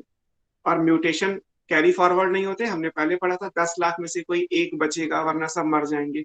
इसीलिए रिसेसिव करेक्टर अगर ह्यूमन बॉडी में ढूंढोगे तो ना के बराबर डोमिनेंट मिलेगा या हाइब्रिड मिलेगा, रिसेसिव नहीं मिलेगा। डोमिनेंट का होमोजाइगस मिलेगा या डोमिनेंट का हेट्रोजाइगस में रिसेसिव मिल जाएगा। जो होमोजाइगस रिसेसिव है वो आपको बहुत मुश्किल से मिलेगा, क्योंकि उसके सर्वाइवल के चांसेस 10 लाख में से एक होते हैं।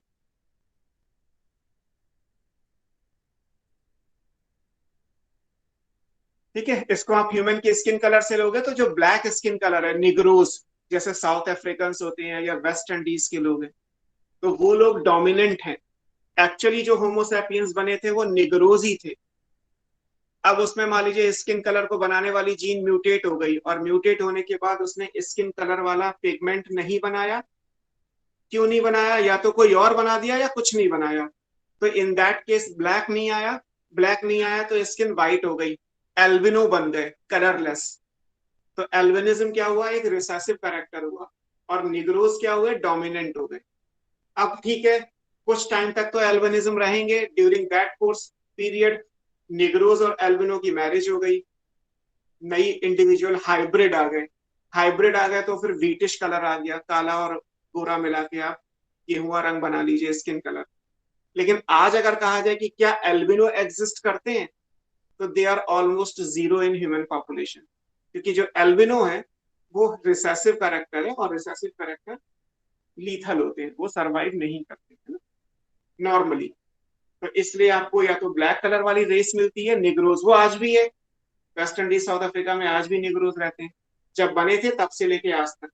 इसीलिए अफ्रीका को कहा जाता है कि ह्यूमन का जो ओरिजिन है वो कहाँ से हुआ, वो अफ्रीका से हुआ, बिकॉज वो डोमिनेंट रेस है हमारी।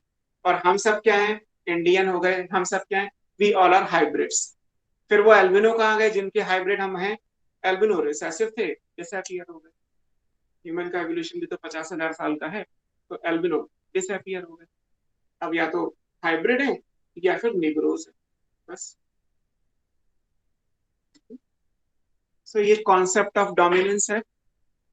आगे फिर हम ब्रेक के बाद करते हैं, को डोमिनेंस और बाकी चीजें देखते हैं। ठीक है, तब तक आप पढ़िए चीजों को, कुछ डाउट हो तो बताइए।